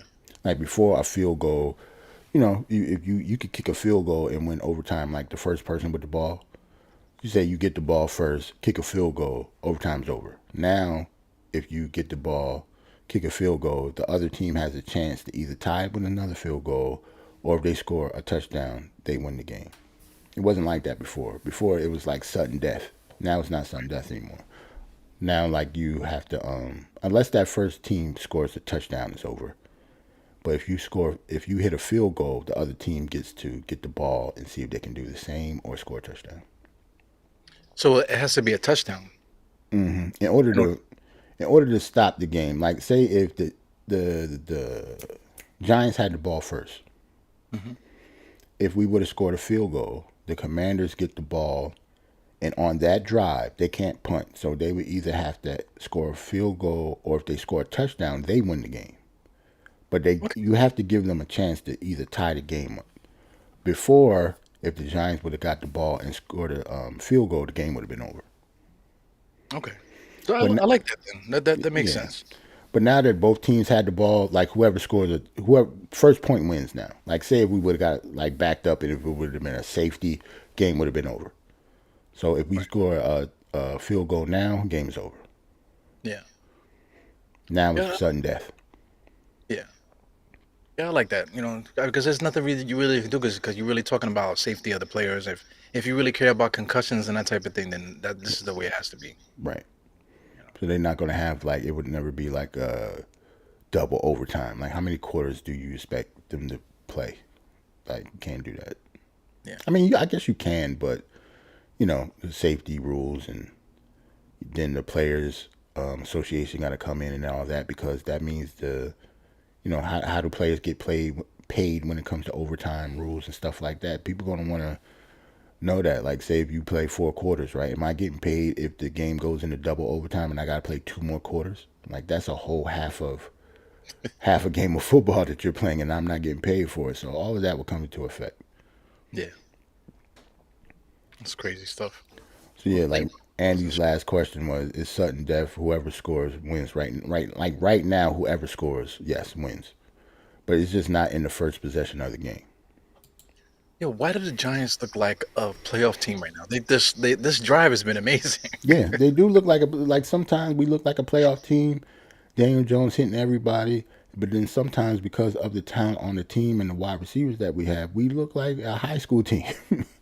Like if we can't get Saquon going, we look bad sometimes, and then sometimes we just need one guy to get open. Daniel Jones is good enough. Like I've come to the realization, right? Daniel Jones is going to be our franchise quarterback going Yeah. forward. Like I've seen enough. We just don't have anybody to throw to, yo. But it's not like he out there killing it either. Like if they decide to, oh look at this, 3rd and 2. All right, so like I was saying, so if they decide to get rid of him and go in another direction, I trust them enough. Okay, cool. But if they keep him, I'm not mad either. Yeah. I wouldn't be mad. Just get somebody around him. If you protect him and give him some wide receivers to get open, Daniel Jones is getting good enough to get them the ball. Oh, sorry. It's all good. Ay, ay, ay. This is nerve wracking. Yep, 4th and 3. You got to go. Well, do you go for it though? Do you play for the tie? Because if you punt, you're playing for the tie. If you go for it and you don't get it, up, we're going for it. If you go for it and don't get it, it is a minute and something left. So he's going for the win or the tie. I mean, he's going for the win. Yeah, they got to get a first down now. Yeah, I know, but it could have punted it. That's what I'm saying. Yeah. If you're punting it, that means you couldn't go. The field goal is too long. All right, Daniel Jones, they got a lot of shifting going on. Please don't have like a bad formation penalty. Okay, Daniel Jones, empty set. Yeah, they they try to get him to jump off sides. So now it's a flag. It's going to be 4th and 8. I think we're punting and playing for the tie. Oh my god. Oh my god. Because if you don't get it right, if you don't get it, they have the ball midfield. So if you have the ball midfield, they get two plays in their field goal range, and you'll lose. So they're playing for the tie. I don't hate it. Look where the ball is. Like Yeah. like if you would have missed that 4th and 3, it's just the point that it's just the bad thing that we don't have enough weapons for you to go for 4th and 3, regardless of where the ball is. You know what I'm saying? Mhm. Like that's the whole sucky part of it. But yeah, we're playing for the tie now. Oh man. So the best case scenario for now is like the Giants to get a defensive turnover and we run for the touchdown. Yes. Or not even run for the touchdown, just get a turnover, period. Yeah. Because at least we will have it's a minute and 36 seconds left, so we'll have Well, enough time. you were saying you're waiting for this guy to throw a touchdown, so No, voila. interception. Yeah, interception. There you go. My Yep. bad. He been That's his aching. homework. He's been really wanting to throw us one, yo. I can tell, yo. It's like he colorblind sometimes. Like he's thrown to us like straight up, and the ball bounced right off our hands. Here comes the They're blitz, obviously in passing situation. Kayvon Thibodeau. That's what I'm talking about. dude. I thought they scored just now. Almost got that safety though. Kayvon Thibodeau. Oh my god. Woo! Look I at was him expecting coming that. off the Oh, edge. Oh my God. untouched too, man. Sheesh. Man, Kayvon. He almost got that fumble. Oh, that would have been crazy. So the Commanders is on the 1 yard line, people. Let's get it. Let's get this safety. Let's not talk about this no tie now. Now we Wow, got that to was worry about nice. what were you saying? We got to worry about what? No, Excuse we me. just got to worry about them trying to I don't know, like the middle of the field is wide open now. They don't have to. They almost playing not to lose now too. Like before, since that big sack, now they're playing not to lose. They're not really playing to. I guess they are playing to win. It's a minute and 28 seconds left, but they're on the 1 yard line now. If they get tackled in the backfield, the game is over. Like we win. So they got to get this ball out fast. Yep, running play. That's what I thought. Like I and he fumbled, but he fumbled out of bounds. But yeah, I was looking for a running play. Like I didn't think they were gonna pass the ball anymore. They're playing the tie now too. Yeah. Now we got to worry about now we call it No, did we call a timeout? Hold on. Because the clock stopped for us now. Now we could try to get them to punt the ball. We could get the ball back, and we got a couple of shots at it. Oh, they didn't call the timeout, so the clock is still running. So they're gonna let this clock run down. Oh my god. Yeah, man. This is football, man. It's strategic. Now you got to worry about if whether you're gonna want to play for the tie or try not to lose. Like try not to lose. You trying not to lose at this point, Yeah, Giants just called timeout just now. right? So now they should have called timeout earlier. Then they wasted like 10 seconds. Yeah. But it's 3rd and 10. Obviously, if they don't get this, they're going to punt, and we'll get the ball back. But like maybe like depending on what they do. If I was them, I would call a running play. You gotta play not to win, not to lose now. Because What a they're in the same because not right now they're in the same situation that we were in because we backed them up. So now if say if it's a pass play and it's not completed, then the clock stops. They got to punt, and we'll have like a minute. We have an eternity to try to score. Yep, running play right up the middle, tackle them. We don't have any timeouts, so they're gonna run it down and punt, and we'll have like a good maybe 30 something seconds left in the game with no timeout. So we'll have a shot. This is incredible. Yeah, man. It's like it's chess now. You know what I'm saying? It's not checkers anymore. Like once the fourth quarter and overtime come into play, and you got to worry about like not, you know, tying and stuff like that. Now you're basically playing not to lose. Now Yeah. it's chess at this point, man. I love games like this though. Like that's what coaching comes into play. Yeah, this is a sports fan's dream, football, man. That's why people could deal with all the racism.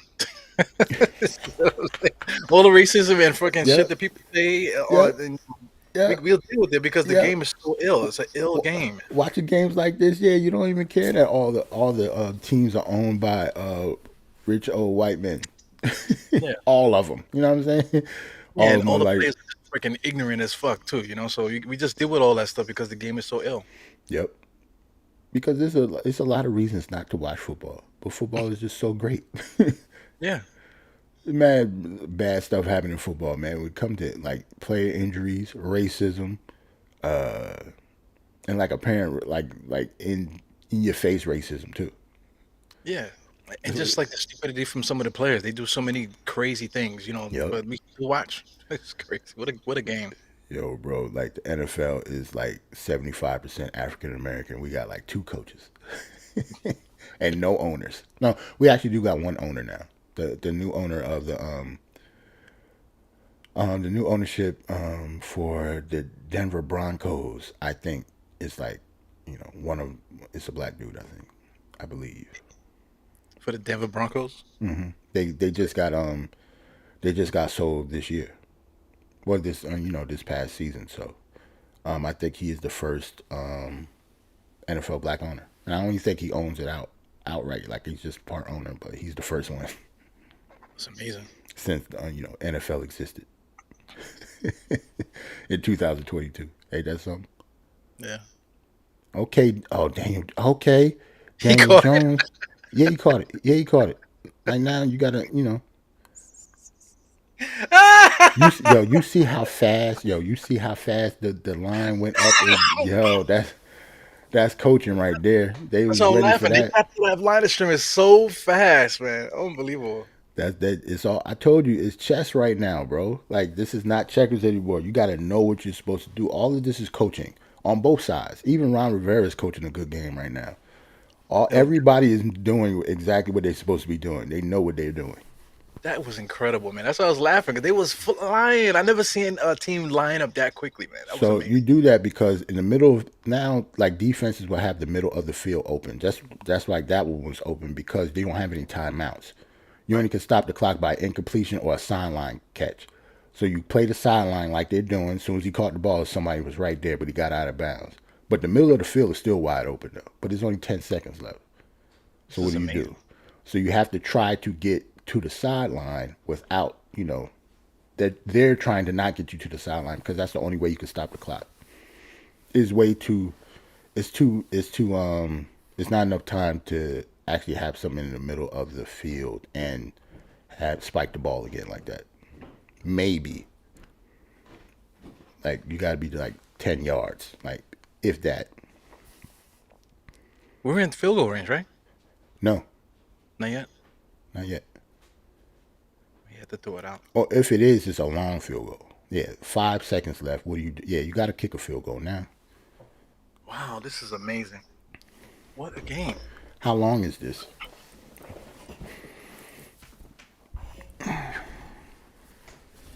Yeah, how long is this field goal? Gano. So okay, so we either gonna tie or win. We can't be in a better situation than we in right now, unless we, 58 yards. Wow. It's a career. This would be a career high for him. Oh, Yeah, he's. Oh, let me just be quiet. Oh shit! What? That's he missed amazing. it. He missed it. He missed it. It was It was short. short. It was lined up with a short tie game. Oh my God! What? Well, we ended up in a tie, people. I mean, It's listen. better than a loss. I Yes. know a lot of people have said, especially since we lost this game in the fourth quarter, but better than a loss. We are actually, if you look at the records, they don't have a bye, like they're about to have their bye week, so that's why they're 7-5-1. We're 7-4-1. So with that tie, at least they don't own a tiebreaker on us. That just means their next game, which is against us in 2 weeks, is that much more important now. Right. You know what I'm saying? So whoever wins that game owns the tiebreaker because it was a tie this game. So next game is like the season for us. Not the season because we still got to try to beat the Eagles next week, and we play the Eagles twice, and we play like the Colts, I think. But yeah, that was a perfect example. If somebody don't watch football that much, that was a perfect example of what it can do, especially when it comes to like the chess part of it and the strategic part of it at the end of the game. That was perfect. Yeah. And what's great is that we've done won so many games like by so many wild different ways, and Hmm. for us to get a tie, when it's like ties are kind of rare, it's Hmm. it's like perfect. It's like perfect for this team to have that happen Right, to them. because we could have easily lost that game, like Yeah, easily. We could have easily lost that game. yeah, Oh, hold on, let me do the chat. Geraldine asked, "What are you doing in the next game today?" yeah. So I forgot to set it up, but I will do. I'll do the whole watch along today, 5:30. Okay. Yeah, At 5:30, what time we play? five We play at thirty. 5:30. Yeah, I think they might have changed it because I guess we're on TV because they were saying 6, but I'm gonna set it up for 5:30 and see what happens. Let me double check real quick. Yeah, it's at 6 o'clock at the Garden. Okay. Yeah, I know they switched it up I guess because of TV. Man, tough game, man. We had the game, but we easily could have lost. I'm not gonna lie. I'll do a little quick synopsis of the stats real quick, and we can get out of here. You on? Okay, so let's go to Commanders first. Let's go last. Taylor Heineke, 27 for 41. Like they threw a lot. They had a lot of plays, period, because they had a lot of running plays too. Almost 300 yards, 275 with 2 touchdowns. Brian Robinson, their Pro Bowl caliber rookie running back, almost had 100 yards today. 21 carries, 96 yards. Terry McLaurin is Terry McLaurin, 8 catches, over 100 yards and a touchdown. That's the standard for him. Offense for us, Daniel Jones with an even 200 yards, 25 for 31, and a touchdown. Daniel Jones led the team in rushing this week. Saquon he actually had a better first half than the second for the first time in a long time. He didn't really do nothing in the second half of the game, which is weird because we were actually up a big portion of it. So that was kind of surprising. Darius Slayton had 90 yards. He should have had over 100 because he dropped like two of them. Bum. Never mind. I ain't gonna say that. But yeah, yeah, it's just frustrating, bro. Julian Love, excellent game. 10 catches. I mean, 10 tackles. Dexter Lawrence had a sack. Kayvon Thibodeau had a big sack. Ward had a sack. Ellis had a sack. Azeez Ojulari, first game back, had a sack fumble, which was one of the big reasons we was in the game in the first place because the first drive of the third quarter. Yeah, that's pretty much the game, man. Like it was, I said like when I first came on here, and I told you like the synopsis of like the first half, like we're pretty much even going back and forth, and that's exactly how the game ended. Like, these teams are kind of even. I think we probably have better coaches, and they have better players in certain positions, especially wide receiver. And their defense is better than ours too. But they don't have a quarterback, so not having a quarterback on your team, like say if Daniel Jones was on the Commanders today, they would have killed us. Yeah. Just like if we would have had Terry McLaurin, Curtis Samuel, the other dude Dotson, who was a rookie, scored a touchdown on us. If we would have had their wide receiving core, they wouldn't have been able to be on the field with us at all today. We would have killed them too. So that's how it always goes, man. It's about who you have. Coaches can only do so much, and this is a players' league. At the end of the day, like if you don't have the players, it's going to be really, really hard to win games. Yeah. So should we have made a trade for a wide receiver, man? No, No, still no. no, because I think by the history of this team and me covering it and watching every game all my life. Like I'm a big picture type of dude. Like I know, like don't get me wrong, we got 7 wins and I know everybody's happy to make the playoffs and they think there's gonna be some big push. We do not have the roster for that. We are way ahead of schedule.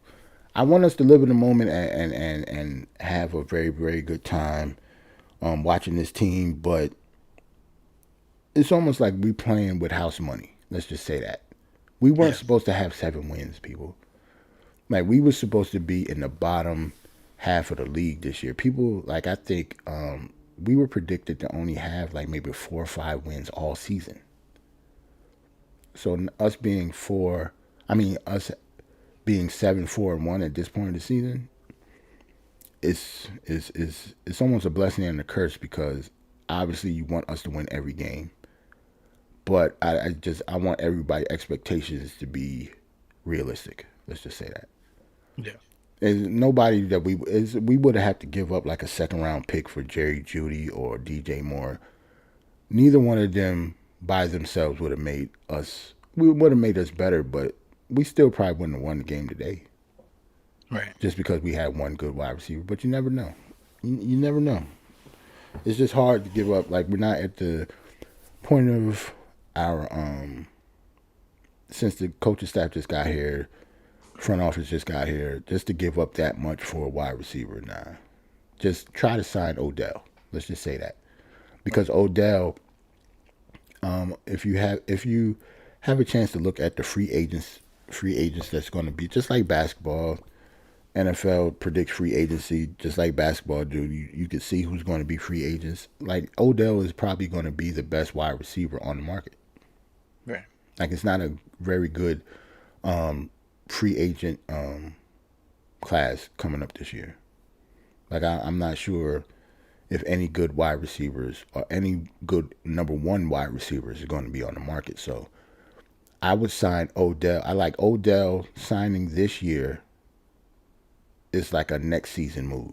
That's what I was trying to explain to you earlier. Like he might not even play, and if he does play, I don't know at what capacity is he going to play coming onto any team like in week 15. It's only 18 weeks. You know what I'm saying? Like this is really just for a playoff push, and if we don't make the playoffs, he shouldn't play at all. Like he should just keep rehabbing his knee and get back, try to get back for next year. Yeah. There's no So point of trying to get hurt. There's no point of risking another injury for, practically nothing. That's all.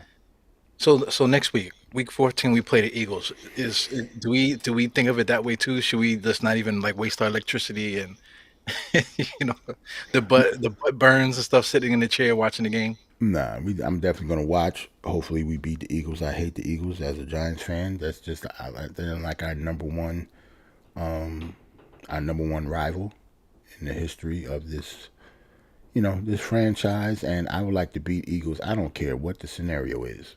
Beat the Eagles. Well, do you think the Eagles surpassed the Cowboys though, Yes. as far as the rivalry? You think so? Yeah, because like you don't get it a lot because you're in New York. Remember, I live in Pennsylvania.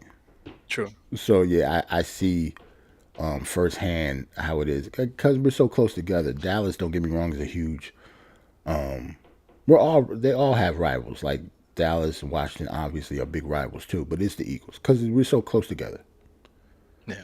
Like it's an hour and a half away. Like the stadiums are like less than 2 hours away. Like it's a beat the Eagles at all costs. Let's just say that. Yeah. I don't care who's at quarterback. I don't care what the scenario is. I would never want to lose against the Eagles. For me, it's the Cowboys just because like I don't know if any other fan base has to deal with that. Like if you're in the Knicks town, like you got a couple people there that are like Lakers fans, but they're by themselves.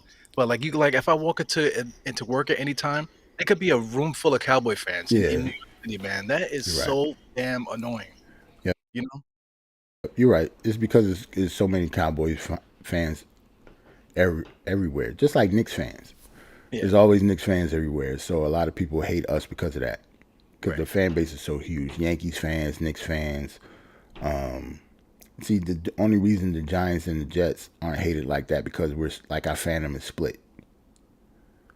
And even though we have the Mets, winning wise, they haven't been the Yankees, so that's why the Yankees are so big.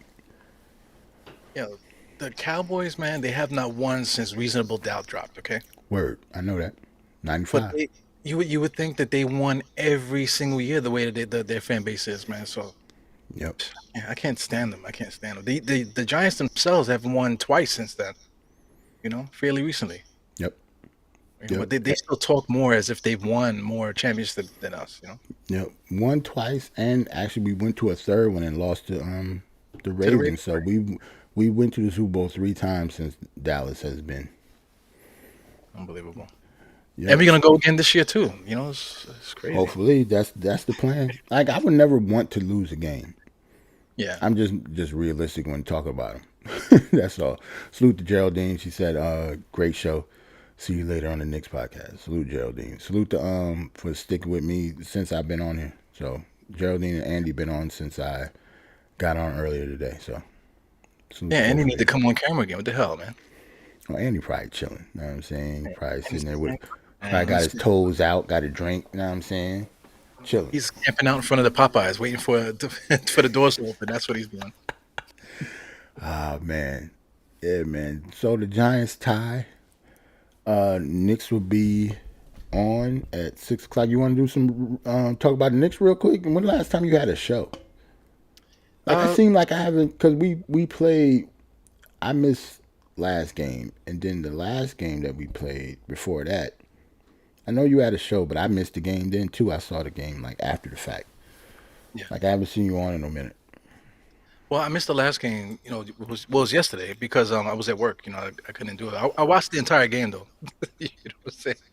But it is what it is, man. But I mean, I've been trying to do like little shows because I have a lot to say. I have a couple opinions, couple theories and stuff that I want to throw out there, but I haven't had a chance to do it. But maybe I don't know when I'm gonna be able to do it. But I definitely today, I try to get my bars out during the watch along just to get my opinion and stuff. Okay. What's your thoughts on these Knicks, man?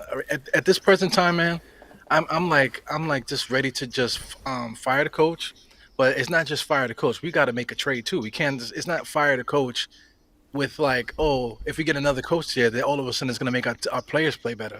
It's Right. like we need to do everything. We need to fire the coach, get rid of the whole coaching staff. You know what I'm saying? And then also trade everybody. Trade everybody. You know, Right. because I don't feel I feel like there's nothing that we're doing that says that is a good idea at any juncture with the Knicks right now. Yeah, I keep on telling everybody that, with all the hot takes and takes period that you hear from all the Knicks fans on Twitter and, YouTube, everywhere, everybody's right. Yeah, Like, I think all the argument needs to stop, all the, like, quote unquote civil wars. We talk about this player versus this player on the team. Like, it really doesn't matter. when you suck. And it doesn't matter when you're losing. None of it matters. Or like we're like all arguing for no reason. Like this front office.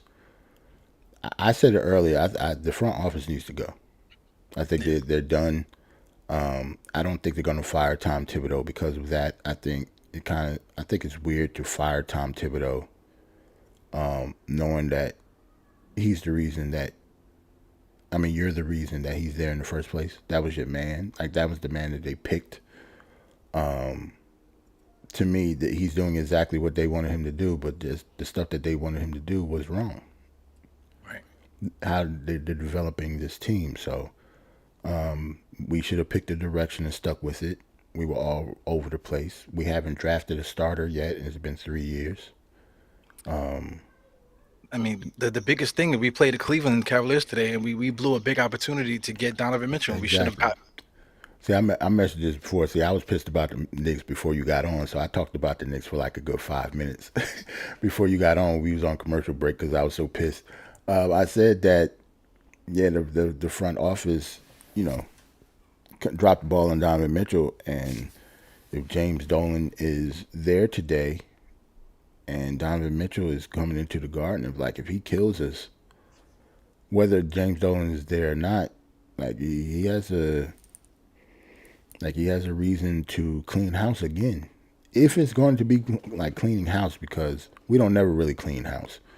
Then like he always like fires like the main guy, but then some other guys are still there. Like we never, it's never a clean slate. Like if he fires Leon Rose and everybody that came with him, is he going to get rid of Scott Perry this time?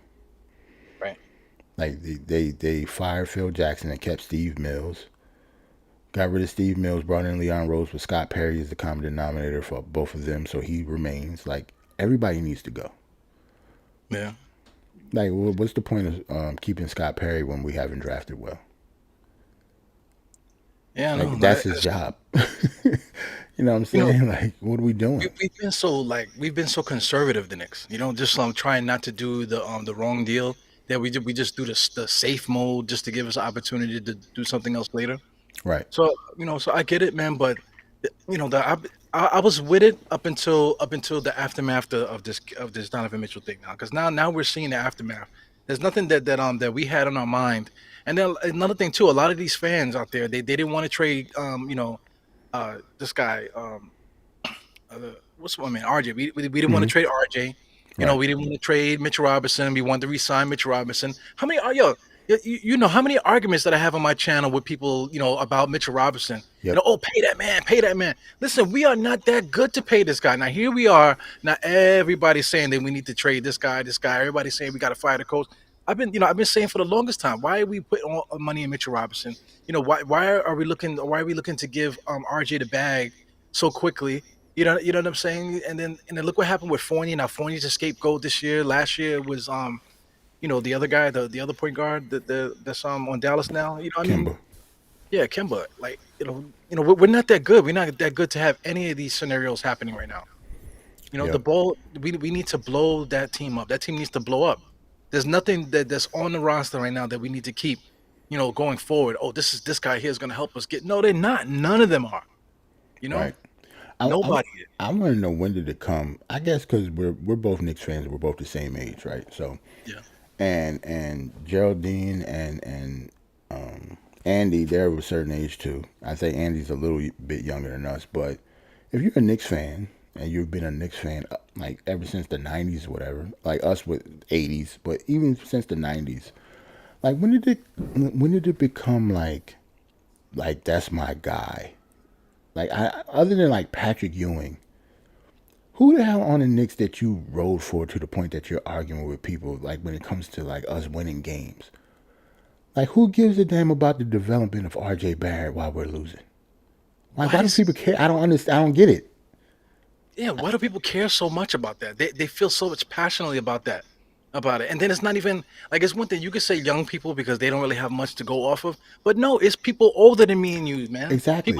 that are old enough to watch, the first championship because they were little kids when that happened, and Exactly. they still talking that development bullshit. It's like, Right. I don't get it, yo. Because that's why I didn't say younger people. I just say like people are, you know, our age because we've seen it all. But yeah, it's people older than us talking about like Obi. Why do you give a damn about Obi Toppin? Because we drafted him? Like, and we shouldn't have drafted him. That was a bad pick. Yeah, but people look at Obi Toppin and like, oh, if we change the offense, whatever, then we can have him play the center, and he's gonna be Amari No, Stoudemire. Like, he's not wow. Amari Stoudemire. I see when people say the Amari Stoudemire thing, I would think that you never saw Amari Stoudemire play. He does not play like Amari Stoudemire. I think people just say that because he got like high hips.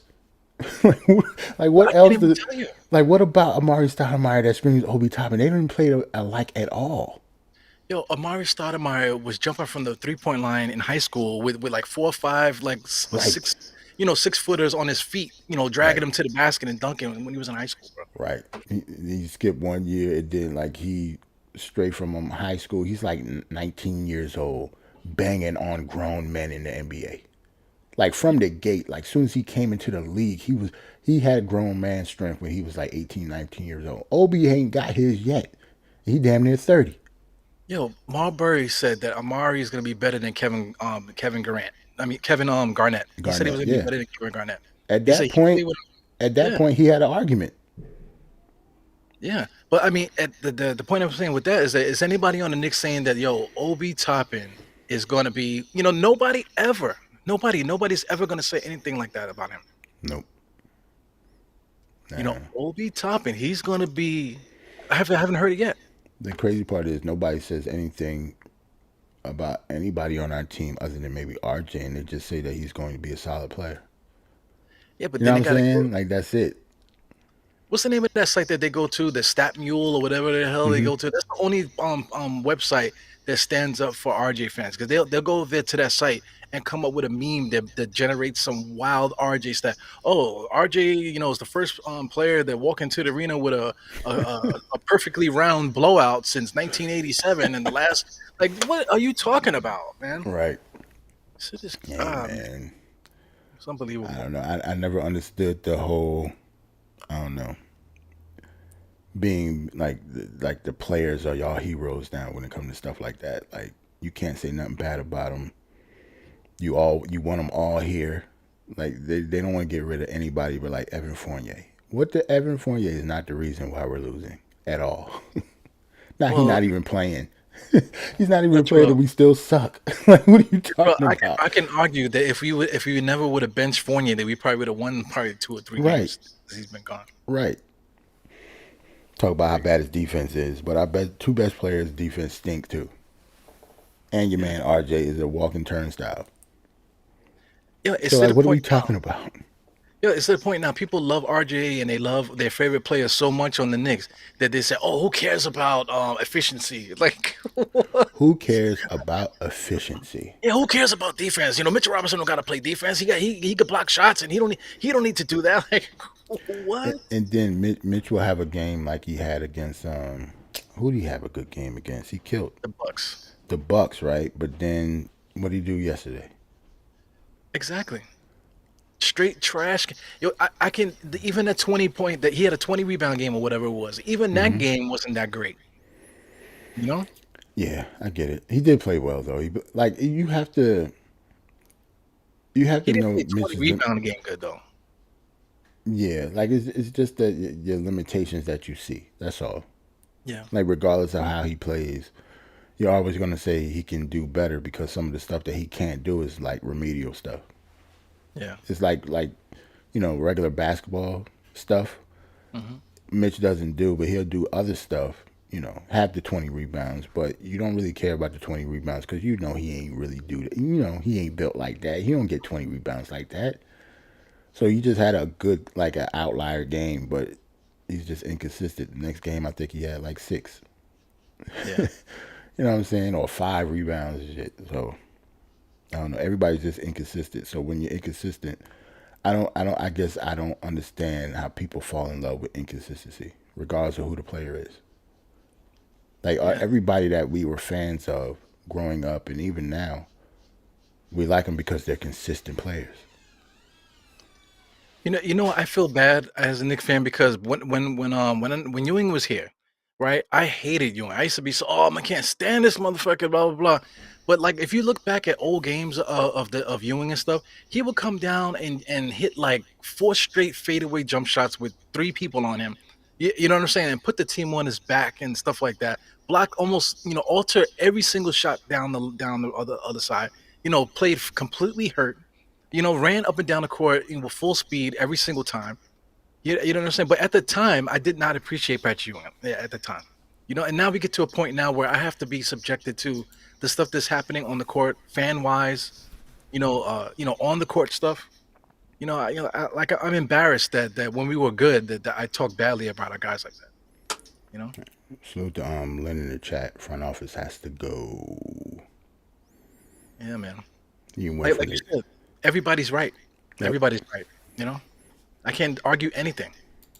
I Yep. look like a straight asshole if I said, "Nah, man, we need to keep the front office," but no, man, they need to go. Everybody, whatever you think, just do it. Something needs to happen. Yeah, but then there's some people, that has knowledge of the game that actually know what they're talking about. Like Josh, salute to Josh. He's crazy, With bro. you say Josh crazy, salute to Josh Did you, though. did Uncle you see Phil. the Yeah, because I was at work, right? So I was just listening to the to him going back and forth with Sim. Yo, I he did not jumps on. see it. You didn't see it, man. Yo, he goes on Sim's show and starts going crazy. Sim almost Yeah, almost cursed his ass out. I need to watch it. I really do need to watch it. They didn't edit. Like, is it still up? Like the Sim didn't cut it out, did he? I realized that Sim does that. He'll go back and he'll actually edit Yeah. shows. But yo, I knew it was gonna happen too because I was on Twitter. That's what made me go and see what Sim was talking about because I could see Josh talking about. See, I told you, like all you fans, you want Leon Rose to give you an explanation, but you didn't want the media to ask the hard questions. I was like, oh brother, here What we does go. that have to do with us losing? I don't know, man. So I got off of Twitter because I didn't want to, because I kept seeing him say stuff on Twitter. So I got off of Twitter. So I went on his show, and then who pops on? Fucking Josh. I said, here we go. So Yeah. he was verbally saying that. So then him and Sim got into a fight over it. It kind of like killed it because he's just more like, oh, pat myself on the back. I'm right. I'm right. But Right. I mean, you sound like a straight jackass, complaining that, oh, I'm right. I'm right. Yo, bro, like this team is done.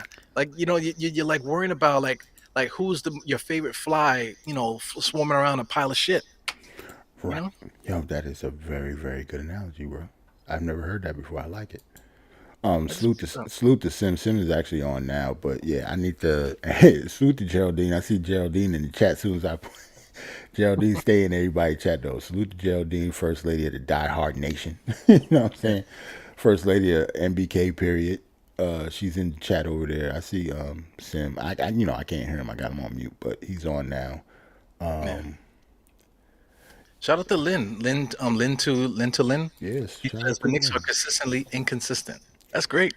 That's the only thing we've been consistent. We're consistent at being inconsistent. Yep. Everybody on the team. I think a lot of people big up Randall just because he's the most consistent of all. Like when stats wise, like much as you talk shit about Randall, he's the only person on the team that will actually give us like 20 and 10. And, before this season, I'm just talking about in general. So that Yeah. was why a lot of people don't want to either get rid of Randall. It's because he's the most consistent. It don't have nothing to do with him being good. It's just because he's the most consistent player on the team. Yeah. And And that's saying a lot. yeah, I think that's the only argument that's like really, really stupid. Because people say, "Oh, we need to get rid of Julius Randle, this that, and the other, blah blah blah." But it's like, yo, he's our best player. You know, you can't even deny that he's our best player. There's nobody better than Julius Randle on our team right now.